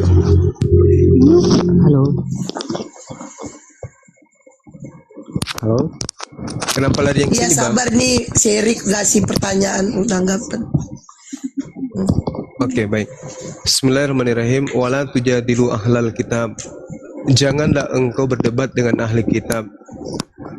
Illa billati hiya ahsan, kecuali dengan cara yang baik. Kecuali dengan orang-orang zalim di antara mereka. Illa alladzina zalamu minhum. Nah, terhadap orang-orang zalim yang ada di antara ahli kitab, ya kita boleh melakukan penekanan, penegasan terhadap kezalimnya mereka, baik terhadap kita sebagai muslim maupun terhadap dirinya sendiri. Itu yang diajarkan di Al-Quran. Jadi kita dilarang berdebat dengan ahli kitab, orang Yahudi, Bani Israel, kecuali dengan cara yang baik. Nah, sekarang kita tidak pernah bertemu dengan ahli kitab, orang Yahudi dan Nasrani. Kita hanya berdebat dengan orang-orang zalim yang ada di antara mereka. Nah, itu pengecualian.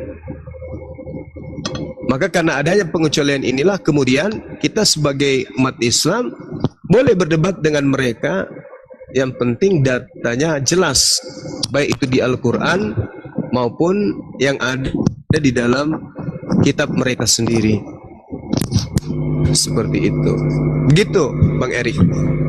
Oke, terima kasih, Bang. Oke, Michael Aurora silakan. Assalamualaikum, Bang. Kamu kan agama Kristen. Waalaikum. Oh iya, saya Kristen, Bang. Ini mau sharing sedikit sama Abang. Kiranya bisa dijawab. Saya kan penasaran sedikit-sedikit ya, Bang ya. Iya. Kedengaran nggak suara saya? Kedengaran, kamu kedengaran suaramu, cuman nyalimu di atas tidak seperti typingmu di bawah. Saya baca loh semua typing tuh. Nyalimu di atas tidak sehebat typingmu di bawah.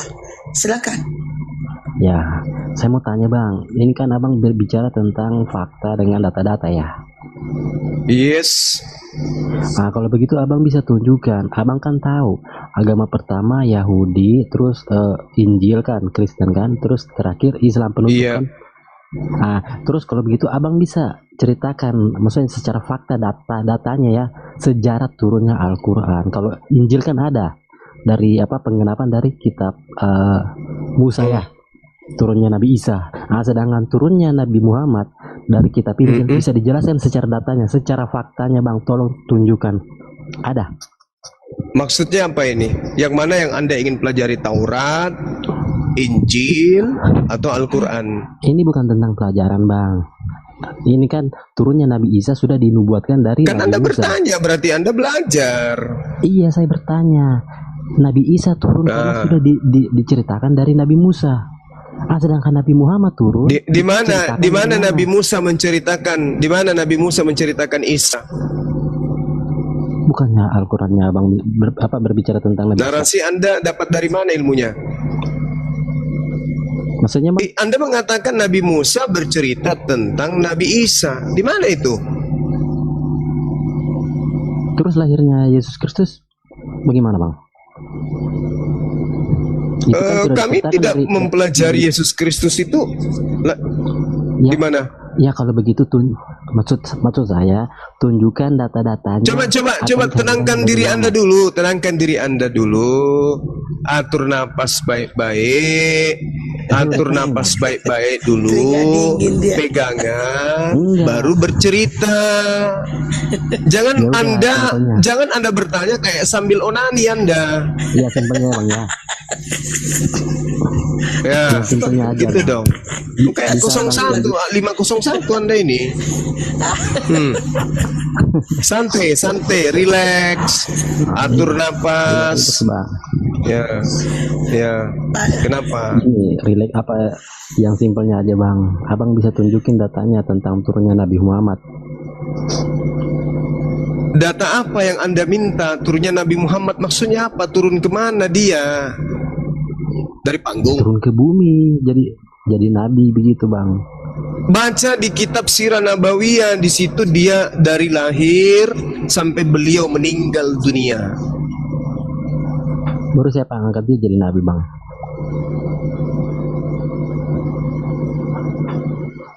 Apa ini? Ngerti nggak yang saya tanya, Bang? Apa? Ada yang ngerti enggak, teman-teman? Ini enggak ngerti saya ini. Iya, siapa yang Bang, pelan-pelan, jangan ngomong gitu, gak ngerti kami apa tahu Bang cuma dia typingnya di bawah, Bang. Typingnya di bawah dia tuh keringetan tuh, Bang. Dia ketakutan, dia typing di bawah gini. Cuma sini duel kita 1 lawan 1 kayak gitu dia, Bang, typing so jagoan. Pas naik keringetan dingin dia. Mau duel kayak gini. Iya, typingin di bawah gitu. Cuma duel kita sini lawan 1 lawan 1 kata dia. Pas naik tuh langsung aku naikin. Ternyata ciut. Jawab. Kok ribet? Bukannya penuh data? Ya pertanyaanmu apa, Bang? Apa pertanyaan saudara itu apa? Kak Ros, la haula wala quwata illa billah. Siapa yang mengangkat Nabi Muhammad jadi nabi, Bang? Allah Subhanahu wa Ta'ala yang mengutus beliau menjadi nabi. Fakta kenabiannya dia menerima Al-Quranul Karim. Dia punya umat. Sejarah apa? Sejarahnya jelas. Sirah Nabawiyah menceritakan tentang sejarah perjalanan hidup beliau dari beliau lahir sampai beliau wafat. Iya, data bukti keberadaannya ada Al-Quranul Karim, ada hadits perkataan-perkataan beliau, tempat kelahiran beliau masih disiarahi sampai hari ini. Apa masalahnya? Ya, kalau begitu orang sekampung beliau, umatnya dari sejak zaman abad ke-7 sampai hari ini keturunannya tetap mengikuti risalah kenabiannya sudah 1400 tahun silam. Nah, kalau saya balik bertanya kepada saudara, Paulus ini gimana? Kecilnya seperti apa? Dewasanya seperti apa? Orang tuanya siapa? Emaknya siapa? Kakeknya siapa? Buyutnya siapa? Nah, di sini kitabnya 14 kitab. Dengar, kitab Paulus 14 kitab. Rasulullah Muhammad SAW hanya Al-Quranul Karim diimani oleh orang sebangsanya, generasi berikutnya, generasi selanjutnya, generasi seterusnya, secara turun-temurun sampai hari ini. Paulus menulis 14 buku di mana? Aku kan yang bertanya, kenapa lu yang malah balik tanya?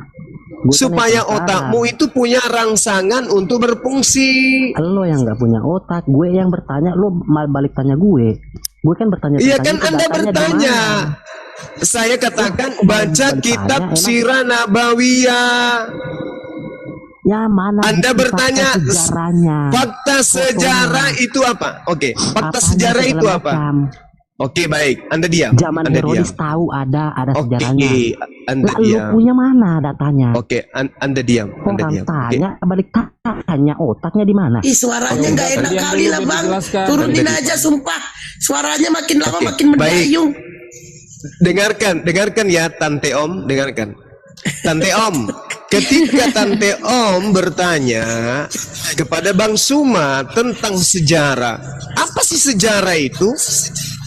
Sejarah itu kejadian yang pernah terjadi. Itu sejarah. Nah, kejadian yang terjadi pada diri Rasulullah Muhammad SAW, absolut kebenarannya ketika kejadian itu secara sanad, secara temporer, itu terjadi, diimani, dilakoni menjadi sebuah kebudayaan atau rutinitas ritual. Itu baru dikatakan sejarah yang betul. Rasulullah Muhammad SAW datang. Kita ambil satu contoh. Yang noise bisa ditutup sebentar. Kita ambil satu contoh. Udah ku mute tapi nggak bisa, Bang. G-nya dia aku turunkan aja biar sadar. Jangan. Tapi kita ambil satu contoh. Rasulullah Muhammad SAW mengatakan kepada para sahabatnya, "Sallu kama ra'aitumuni usalli." Wahai kaumku, wahai sahabatku, salatlah kalian sebagaimana kalian melihat aku salat. Sahih.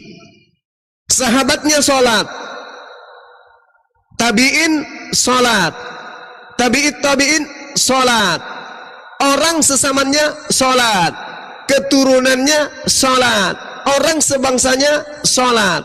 Setahun? Enggak. 2 tahun? Enggak. 3 tahun? Tidak. 4 tahun? Enggak. 10 tahun? Enggak. 100 tahun? Enggak. 1 abad? Enggak. 2 abad? Enggak. 14 abad perintahnya masih tercermin dengan gerakan-gerakan yang indah sampai hari ini. Ditorehkan perjalanan kehidupan keturunannya, sahabatnya, tabi'in, para tabi' sampai hari ini. Sejarahnya tidak diragukan. Tadi Tante Om mengatakan begini, Herodes. Tadi Anda bercerita Herodes. Oke, Herodes mengapa dia? Dia menghakimi Yesus. Oke. Apakah bisa orang yang hadir pada persidangan Yesus itu sampai kepada penyaliban mengimani seperti hasil Kristen hari ini? Kristen ibadah minggu, Kristen menyembah Yesus, Kristen mengkitabkan kitab Lukas, Markus, surah-surah Paulus, Filipi, Kiliki, Pepaya, Pararang, namakan semua. Itu ada dalam kitab saudara hari ini. Nah, sekarang mari kita lihat, kita mundur sejarah, kita tarik ulur benang merahnya.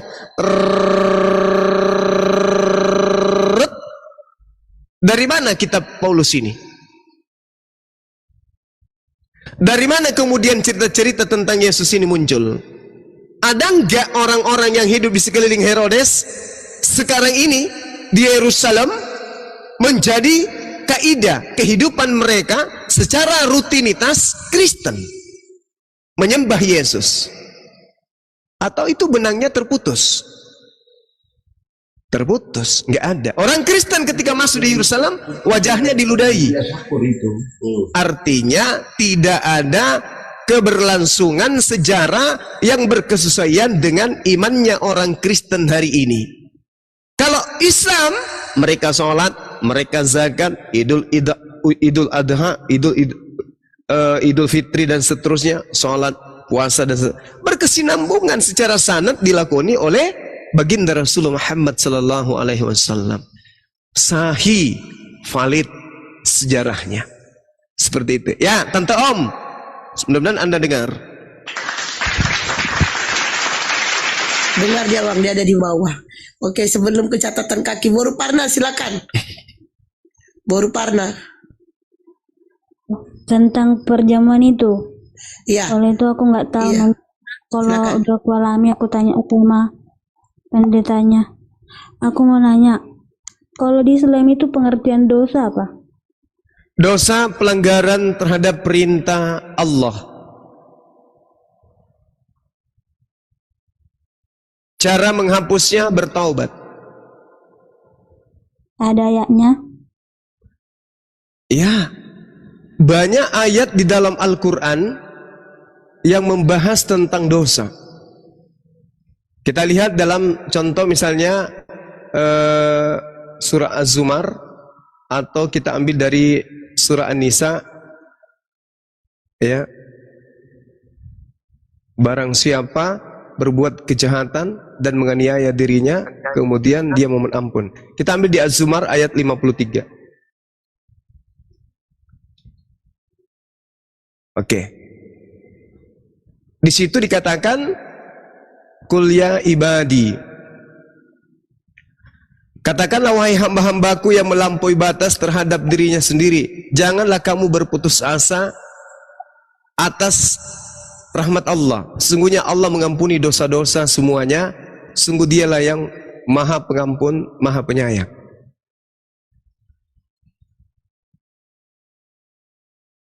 Oke? Jadi kalau misal Anda bertaubat masuk surga gitu? Yes. Islam itu satu paket dengan surga. Islam tidak satu paket dengan neraka. Jadi apapun dosanya kalau bertaubat masuk surga? Selain syirik.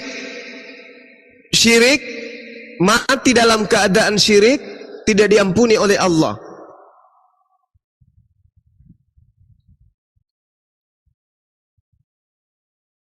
Oh. Iya. Jadi kalau menurut Islam Yesus itu bukan Tuhan, Isa, dia untuk apa diutus ke Israel? Iya. Diutus kepada Israel untuk mengembalikan Israel yang menyembah, yang meninggalkan hukum Taurat. Aku diutus hanya kepada domba yang hilang dari umat Israel. Bukan yang hilang, yang sesat dari umat Israel. Tapi kenapa sesat? Iya, gimana? Tapi di Lukas ada ayatnya Yesus bilang, aku diutus mencari yang hilang, sedangkan di kitab kami kan, karena dia diutus untuk mencari yang hilang, itu artinya itu karena manusia itu telah kehilangan kemuliaan Tuhan. Oh, salah saudariku. Baca Yehezkiel 4, Yehezkiel 5. Yehezkiel 5, Tuhan murka kepada Bani Israel, sehingga kemurkaan Tuhan menyebabkan mereka dihamburkan ke seluruh penjuru angin. Yehezkiel 5 nomor 12. Karena aku murka kepadamu, sepertiga daripadamu akan mati kena sampar dan mati kelaparan di tengah-tengahmu, sepertiga akan tewas dimakan pedang di sekitarmu, dan sepertiga lagi akan kuhamburkan ke semua mata angin, dan aku akan menghunus pedang dari belakang mereka. Bani Israel dihamburkan oleh Allah ke seluruh penjuru bumi. Yesus datang untuk menyelamatkan mereka kembali. Makanya dikatakan masih ada juga domba-dombaku di luar dari kandang ini. Domba yang dimaksud itu adalah Bani Israel yang sudah terhambur keluar meninggalkan tanah Israel, tanah Yerusalem. Jadi tidak ada hubungannya Kristen dengan Yesus. Dalam arti kata Nabi yang datang kepada Bani Israel itu hanya untuk domba, bukan untuk serigala, apalagi untuk guguk. Begitu saudara saya. Yang bertanya ini siapa? Cinta Selawat ya? Boru Parna yang nanya Asia. Boru Parna. Bang Juma bisa diperjelas syirik itu apa? Mungkin dia nggak tahu Bang. Jadi syirik itu menyembah selain daripada Allah. Itu syirik, menduakan Allah, menduakan Tuhan pencipta langit dan bumi. Kalau Kristen bukan syirik. Kristen bukan syirik. Kalau Kristen itu kafir, ingkar. Syirik itu umat Islam menyembah Allah, menyembah yang lain selain Allah. Itu syirik. Menyembah Allah, menyembah juga selain daripada Allah. Dia mengaku Islam, ya, syirik mempersekutukan Allah, sama dengan orang-orang musyrik. Orang-orang musyrik mengimani Allah tapi menolak Rasulullah. Kalau syirik mengimani Allah tapi melakukan penyembahan selain daripada Allah. Kalau orang kafir beda, tidak menyembah Allah tapi menyembah selain daripada Allah. Kalau syirik menyembah Allah dan juga menyembah yang lain. Seperti ada cincin, dipercayai cincinnya bisa mendatangkan berkah, dia punya jimat, bisa mendatangkan hal-hal yang membuat dia semakin sakti dan seterusnya. Itu syirik. Itu tidak boleh. Ke kuburan minta sesuatu, itu syirik. Tidak boleh. Itu yang tidak diampuni oleh Allah. Nah, kalau kafir menutup diri dari ajaran Allah dan ajaran baginda Rasulullah Muhammad sallallahu alaihi wasallam. Tempatnya di neraka kekal, tidak keluar-keluar. Innal ladzina kafaru min ahlil kitab wal musyrikina fi nari jahannam khalidina fiha. Kalau Islam jelas dikatakan di dalam Al-Qur'an itu sendiri, yauma yajma'ukum liyaumal jam'i dzalika yaumut taghabun. Wa may yu'min billahi wa ya'mal shalihan yukaffir anhu sayyi'at wa yudkhilhu jannah tajri min tahtihal anhar khalidina fiha. Orang Islam itu kekal di surga selamanya.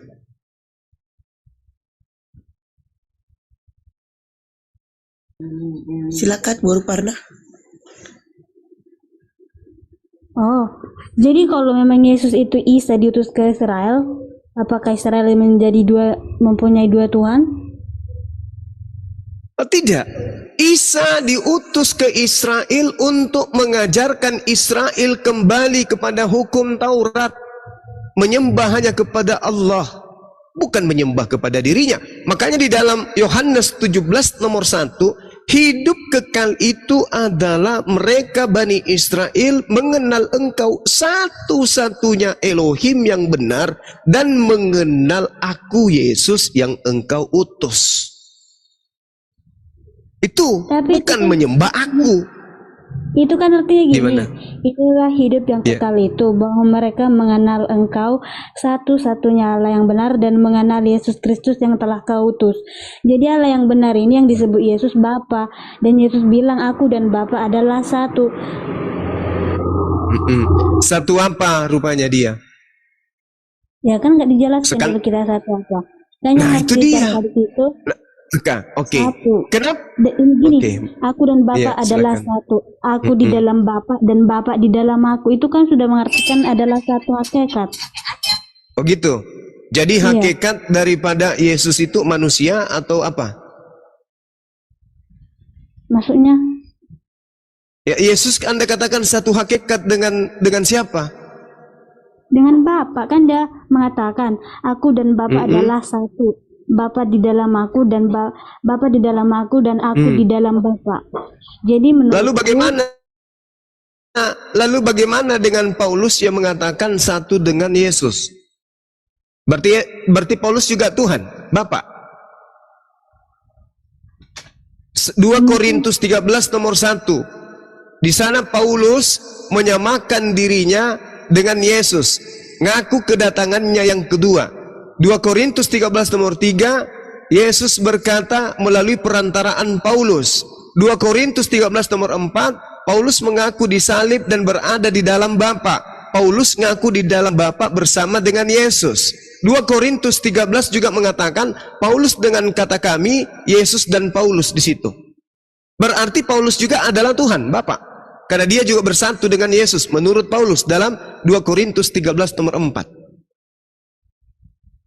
Bahkan kalau saudara melihat di dalam 1 Korintus 4 nomor 15, di situ jelas Paulus mengatakan 1 Korintus 4 nomor 15, akulah yang menjadi bapakmu di dalam Yesus Kristus.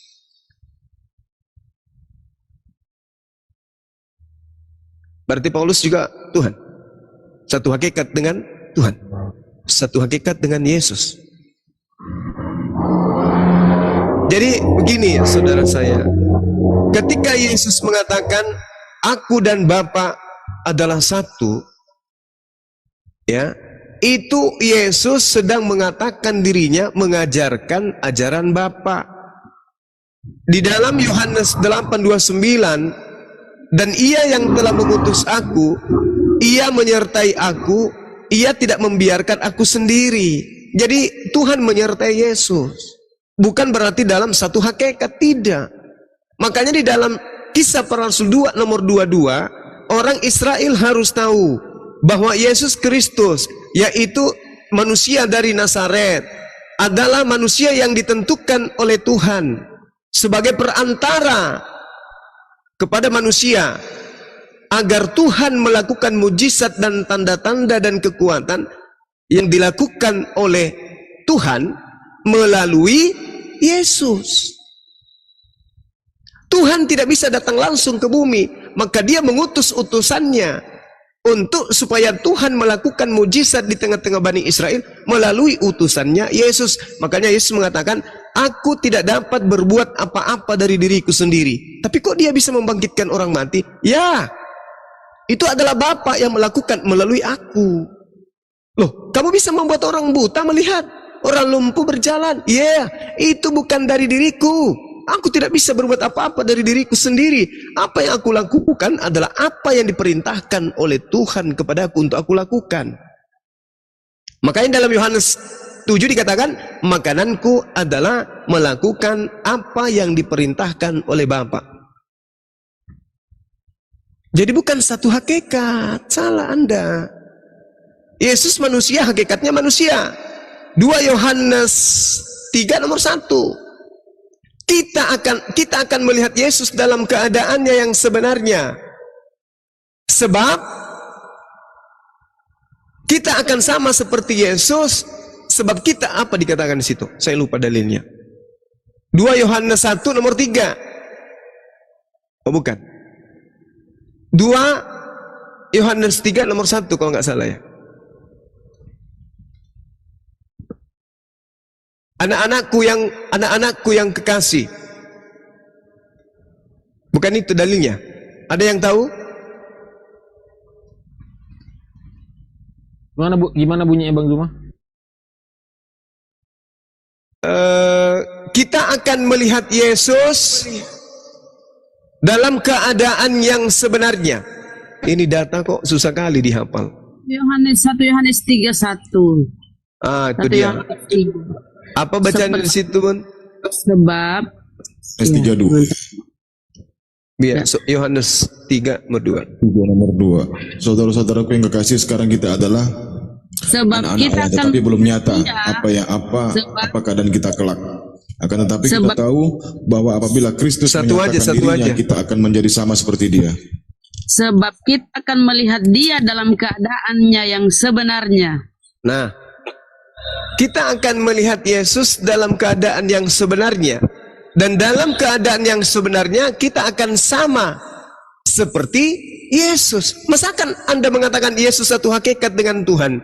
Kalau Yesus satu hakikat dengan Tuhan, berarti kita juga adalah Tuhan. Karena kita satu hakikat. Karena kita sama.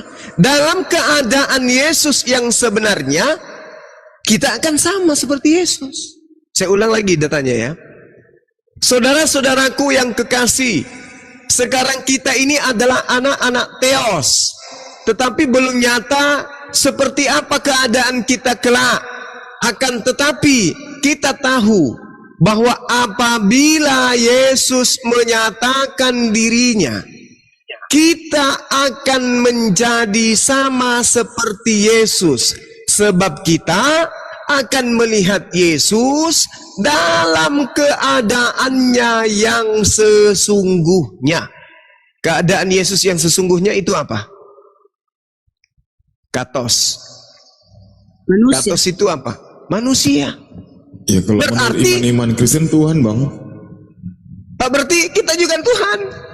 Iya, itu menurut iman Kristen Tuhan. Waduh, parah. Banyak tuannya. Jadi Yesus datang kepada Bani Israel, mengajarkan Bani Israel untuk menyembah kepada Tuhannya Abraham, Ishak dan Yakub, dan menerima dia sebagai utusan Mesias. Wahai Israel, aku tahu kamu menyembah Tuhannya Abraham, tapi ketika Anda menolak saya, itu sama halnya Anda menolak Tuhannya Abraham. Kalau Anda menerima saya, itu sama halnya Anda menerima Tuhannya Abraham. Kalau Anda menolak Tuhannya Abraham, itu sama menolak saya. Anda menolak saya, sama halnya Anda menolak Tuhannya Abraham. Makanya dikatakan, apabila kamu adalah Tuhannya Abraham, maka kamu tidak akan menolak aku, sebab aku datang dan keluar dari Tuhannya Abraham. Itu dia. Makanya saya katakan tadi, Bu, ketika dikatakan inilah darahku, makanlah darahku, inilah dagingku, makanlah dagingku. Woi, masa akan ada Tuhan mau dimakan dan darahnya diminum? Saya belum pernah tahu kalau di luar agama Kristen yang diajarkan oleh para nabi, saya belum pernah temukan ada pengajaran nabi-nabi Tuhan itu punya darah, Tuhan itu punya daging, dan umatnya disuruh makan dan diisap darah Tuhannya. Inilah yang muncul tadi di awal pertemuan kita tentang 1 Korintus 10:16. Kenapa ada persekutuan? Persekutuan di sini apa maksudnya? Pendeta-pendeta yang harus menjelaskan ini. Persekutuan dengan darah Yesus. Sementara kalau kita melihat sejarah, cerita di Bible maksud saya, penyaliban Yesus itu adalah karya iblis. Kok ada persekutuan? Ini bersekutu dengan siapa ini? Kematian Yesus melahirkan sebuah persekutuan. Yang bersekutu siapa? Iblis bersekutu dengan Yudas, Yudas bersekutu dengan tentara Romawi. Siapa yang panen atas persekutuan akan adanya upacara darah, pertumpahan darah ini? Siapa yang mengucap syukur di situ? Kristen. Oh, Kristen. Makanya muncul pertanyaan, apakah Tuhan terlibat dalam penyaliban? Tidak. Apakah iblis terlibat dalam penyaliban?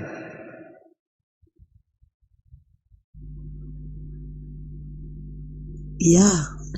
Terlibat. Terlibat.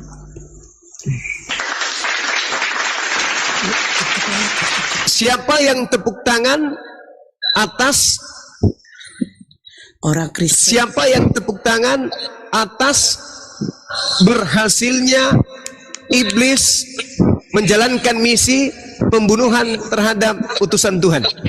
Islam atau Kristen? Hasian. Ini Hasian nih siapa? Kristen. Hasian baru pernah. Jelas Kristen yang tepuk tangan. Pakai jingkrak lagi. Silakan guru. Islam datang meluruskan. Insya Allah.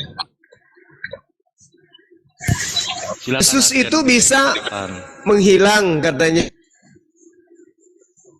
Karena iblis ikut terlibat, maka terjadi penangkapan itu. Akibat dari penangkapan, maka Yesus disalib. Akibat penyaliban, dosa-dosa Kristen katanya dihapuskan. Ini jajanan siapa ini yang kayak begini? Setelah kemudian mereka berhasil membunuh, pembunuhan ini tidak berhenti sampai di situ. Muncul skenario berikutnya. Apa itu? Pembunuhan yang terjadi terhadap Yesus bukan semata-mata untuk memuaskan orang-orang Yahudi. Bukan. Orang Yahudi melakukan persengkongkolan pembunuhan terhadap Yesus bukan karena tebus dosa, tetapi oleh karena orang Yahudi merasa takut kepada orang Roma. Kalau Yesus tidak dibunuh, maka Yesus akan menarik perhatian orang-orang Israel. Semua orang Israel bisa jadi terpengaruh menjadi pengikut Yesus. Dan kalau orang Yahudi semuanya tertarik menjadi pengikut Yesus, maka tidak ada lagi yang bayar perpuluhan. Kalau tidak ada lagi yang bayar perpuluhan, maka imam-imam kepala tidak memiliki setoran pajak kepada Kekaisaran Romawi. Kalau Kekaisaran Romawi tidak diberikan pajak, maka tanah Yerusalem akan dikuasai penuh oleh Kekaisaran Romawi. Mereka habis. Maka sepakat mereka di dalam Yohanes 11 untuk kemudian menyerahkan Yesus. Lebih baik satu orang menjadi korban daripada semua orang Israel jadi korban oleh Romawi. Maka Yesus dibuatkanlah kesaksian-kesaksian palsu untuk pembunuhan terhadap dia. Palsu juga ini pasti pengaruh setan. Kenapa pengaruh setan? Karena kesaksian-kesaksian palsu yang dilakukan kemudian oleh orang Israel, orang imam-imam kepala, itu sudah sangat jelas bahwasanya kesaksian palsu yang mereka lakukan pasti ada unsur iblis di dalamnya. Jadi semuanya serba palsu. Pembunuhannya palsu, nubuatan juga yang dibuat oleh Kayapas juga palsu. Tuhannya jadi palsu. Jadi ketika kemudian penyaliban terjadi, udah selesai, tidak sampai di situ aja. Muncul aksi berikutnya. Apa itu? Dijajakan ke Romawi bahwa Yesus yang disalib itu bangkit pada hari ketiga, lalu dia menjadi Tuhan. Roma 14 nomor 9. Siapa yang tepuk tangan ketika aksinya berhasil menjadikan Tuhannya Bani Israel berubah menjadi Yesus dan dijual ke Romawi dan Yunani sampai ke Indonesia? Siapa yang tepuk tangan? Oten dan iblis. Inilah bahayanya persekutuan. Minum darah, makan daging. Daging manusia, daging. Kalau kita lihat ya teman-teman, sedikit lagi ya, sebelum diambil alih oleh sahabat yang lain. Diterangkan begini di dalam kitabnya teman kita Kristen. Efesus 5 nomor 2. Hiduplah di dalam kasih, sebagaimana Kristus Yesus juga mengasihi kamu dan telah menyerahkan dirinya untuk kita. Ini Yesus kapan dia serahkan dirinya? Sebagai persembahan dan korban yang harum bagi Theos. Ini orang-orang Yahudi Romawi, sejak kapan mereka diajarkan mempersembahkan manusia sebagai korban kepada Theos. Ini bukan Allah di sini ya, tapi Theos. Dalam bahasa aslinya di situ Theos. Hiduplah di dalam kasih sebagaimana Kristus Yesus telah mengasihi kamu dan telah menyerahkan dirinya. Ini kapan Yesus menyerahkan dirinya? Bukankah cerita-cerita muncul di Bible, Yesus itu diadakan kemudian penangkapan, bukan menyerahkan diri. Diadakan muncul mulai dari pengkhianatan, kemudian penangkapan dan seterusnya. Ini bukan menyerahkan diri. Yang disebut menyerahkan diri itu adalah dia datang ke Kekaisaran Romawi menyerahkan diri. Ini tidak, dia dicari, diselidiki dan seterusnya. Sampai mereka bikin propaganda, memalsukan data-data, memalsukan kesaksian-kesaksian untuk kemudian melakukan, dijadikan dasar untuk melakukan penangkapan. Berarti tidak menyerahkan diri. Tidak menyerahkan diri. Jelas sekali dalam kitabnya teman kita Kristen dikatakan bahwasanya Yesus itu ditangkap, dihakimi karena mereka iri, mereka dengki terhadap Yesus. Itu yang dituliskan kemudian di dalam kitabnya teman kita Kristen. Jadi alasan Yesus disalibkan diterangkan di dalam Matius 26 nomor 59. Imam-imam kepala malah seluruh mahkamah agama mencari kesaksian palsu terhadap Yesus supaya Yesus dapat dihukum mati. Satu, kesaksian palsu. Berarti di situ sudah ada keterlibatan setan. Matius 27 nomor 18, Pilatus memang mengetahui bahwa mereka telah menyerahkan Yesus karena dengki. Dengki itu sudah identik dengan setan. Yohanes 11 nomor 53, mulai dari hari itu mereka sepakat untuk membunuh Yesus. Pembunuhan yang disepakati terhadap Yesus itu adalah kerja setan. Berhasil tidak setan ini? Berhasil. Berhasil. Siapa yang bergembira atas kesuksesannya setan? Kristen. Pintar. kan murid Bang Juma, pintar lah. Masya Allah, subhanallah. Jadi gitu ya teman-teman sekalian.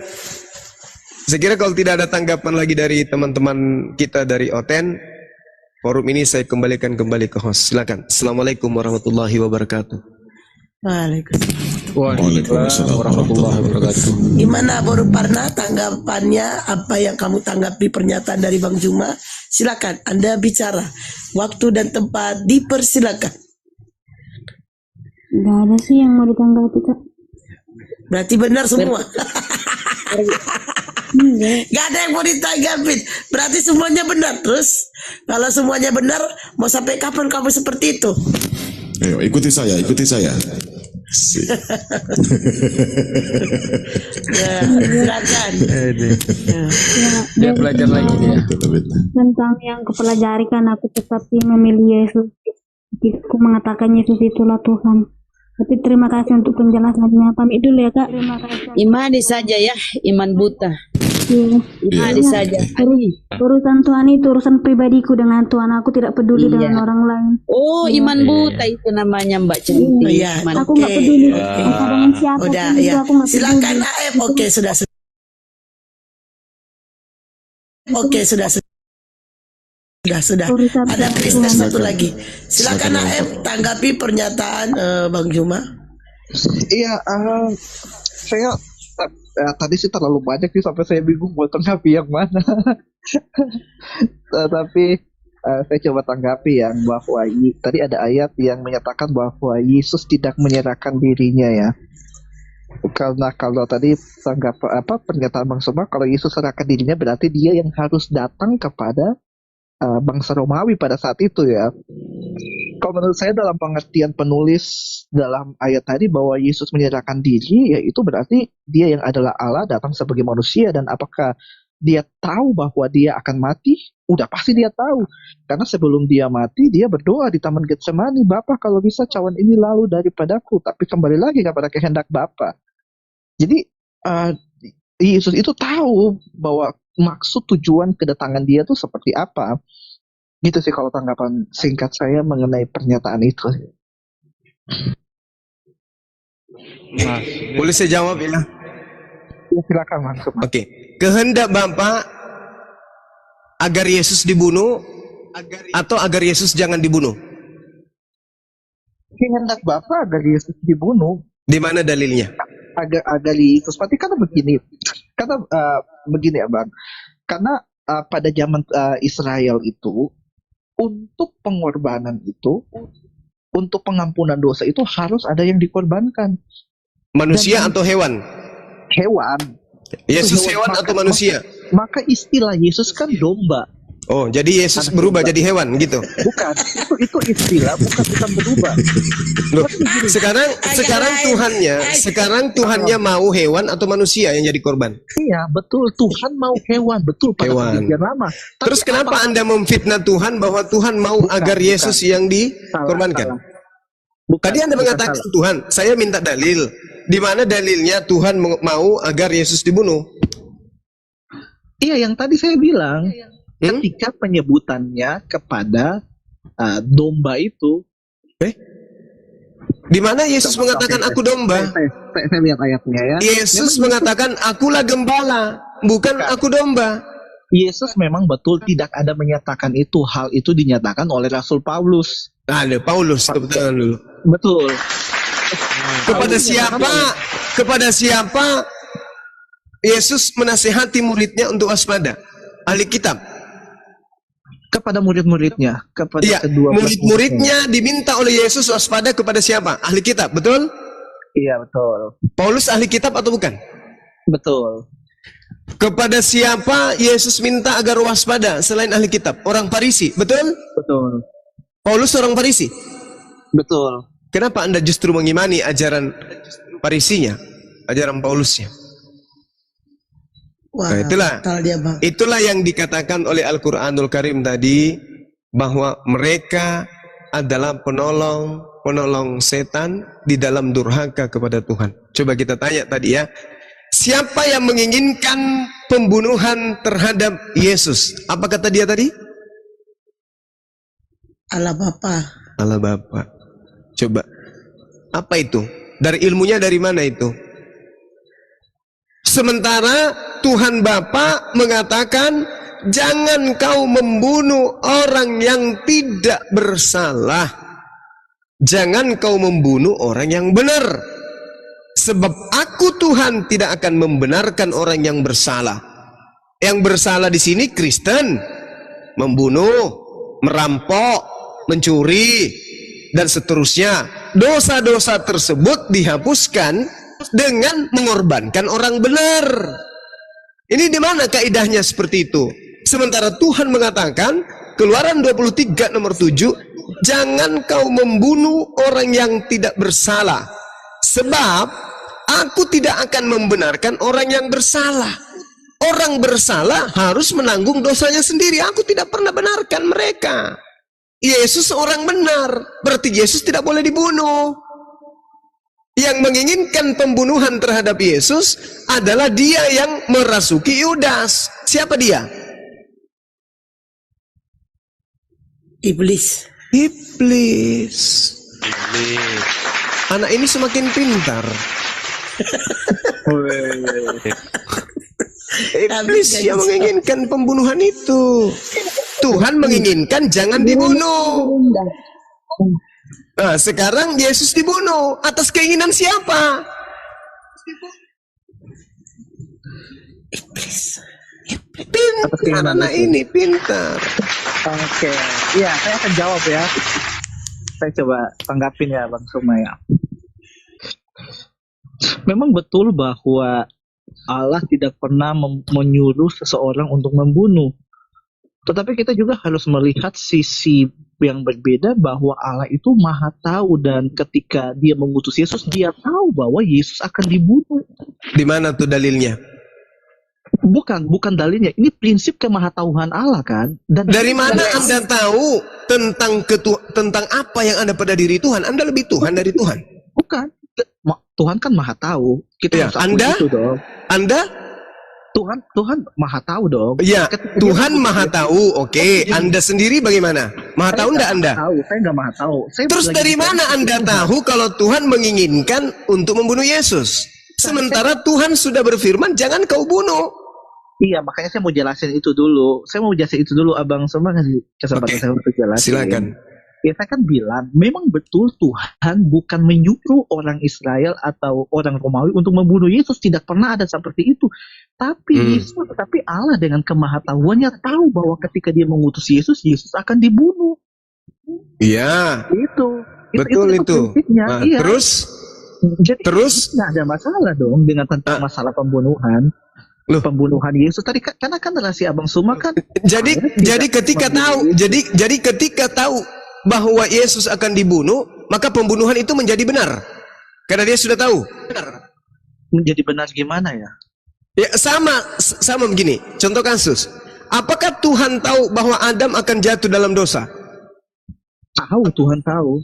Nah, setelah tahu, apakah Adam dihukum dosa atau tidak? Adam dihukum. Dihukum. Nah, kalau Tuhan tahu akan ada penyaliban terhadap Yesus, apakah melanggar hukum jangan bunuh menjadi penebusan dosa malah? Tidak, karena begini.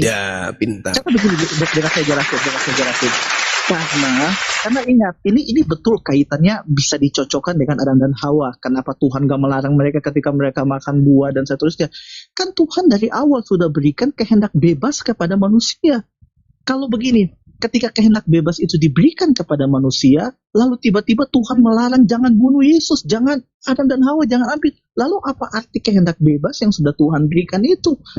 Jadi Tuhan sepertinya nggak konsisten gitu kalau Tuhan melarang. Makanya Tuhan sudah tahu ke depan akan terjadi seperti apa ketika Yesus datang. Jadi bukan Tuhan merancangkan pembunuhan, tapi Tuhan sudah tahu bahwa kehendak bebas manusia akan dipakai dengan hal yang salah, yaitu membunuh itu. Oke. Lalu siapa yang merancang pembunuhan itu? Gimana? Siapa yang merancang pembunuhan tersebut? Yang merancang pembunuhan tersebut ya orang-orang yang hidup pada zaman itu, mulai dari orang-orang Yahudi, orang Romawi. Dipengaruhi oleh siapa? Siapa di belakang mereka? Sampai mereka bekerja sama dengan siapa di belakang mereka? Dan di dalam Ya iblis pastinya. Iblis, bagus. Betul.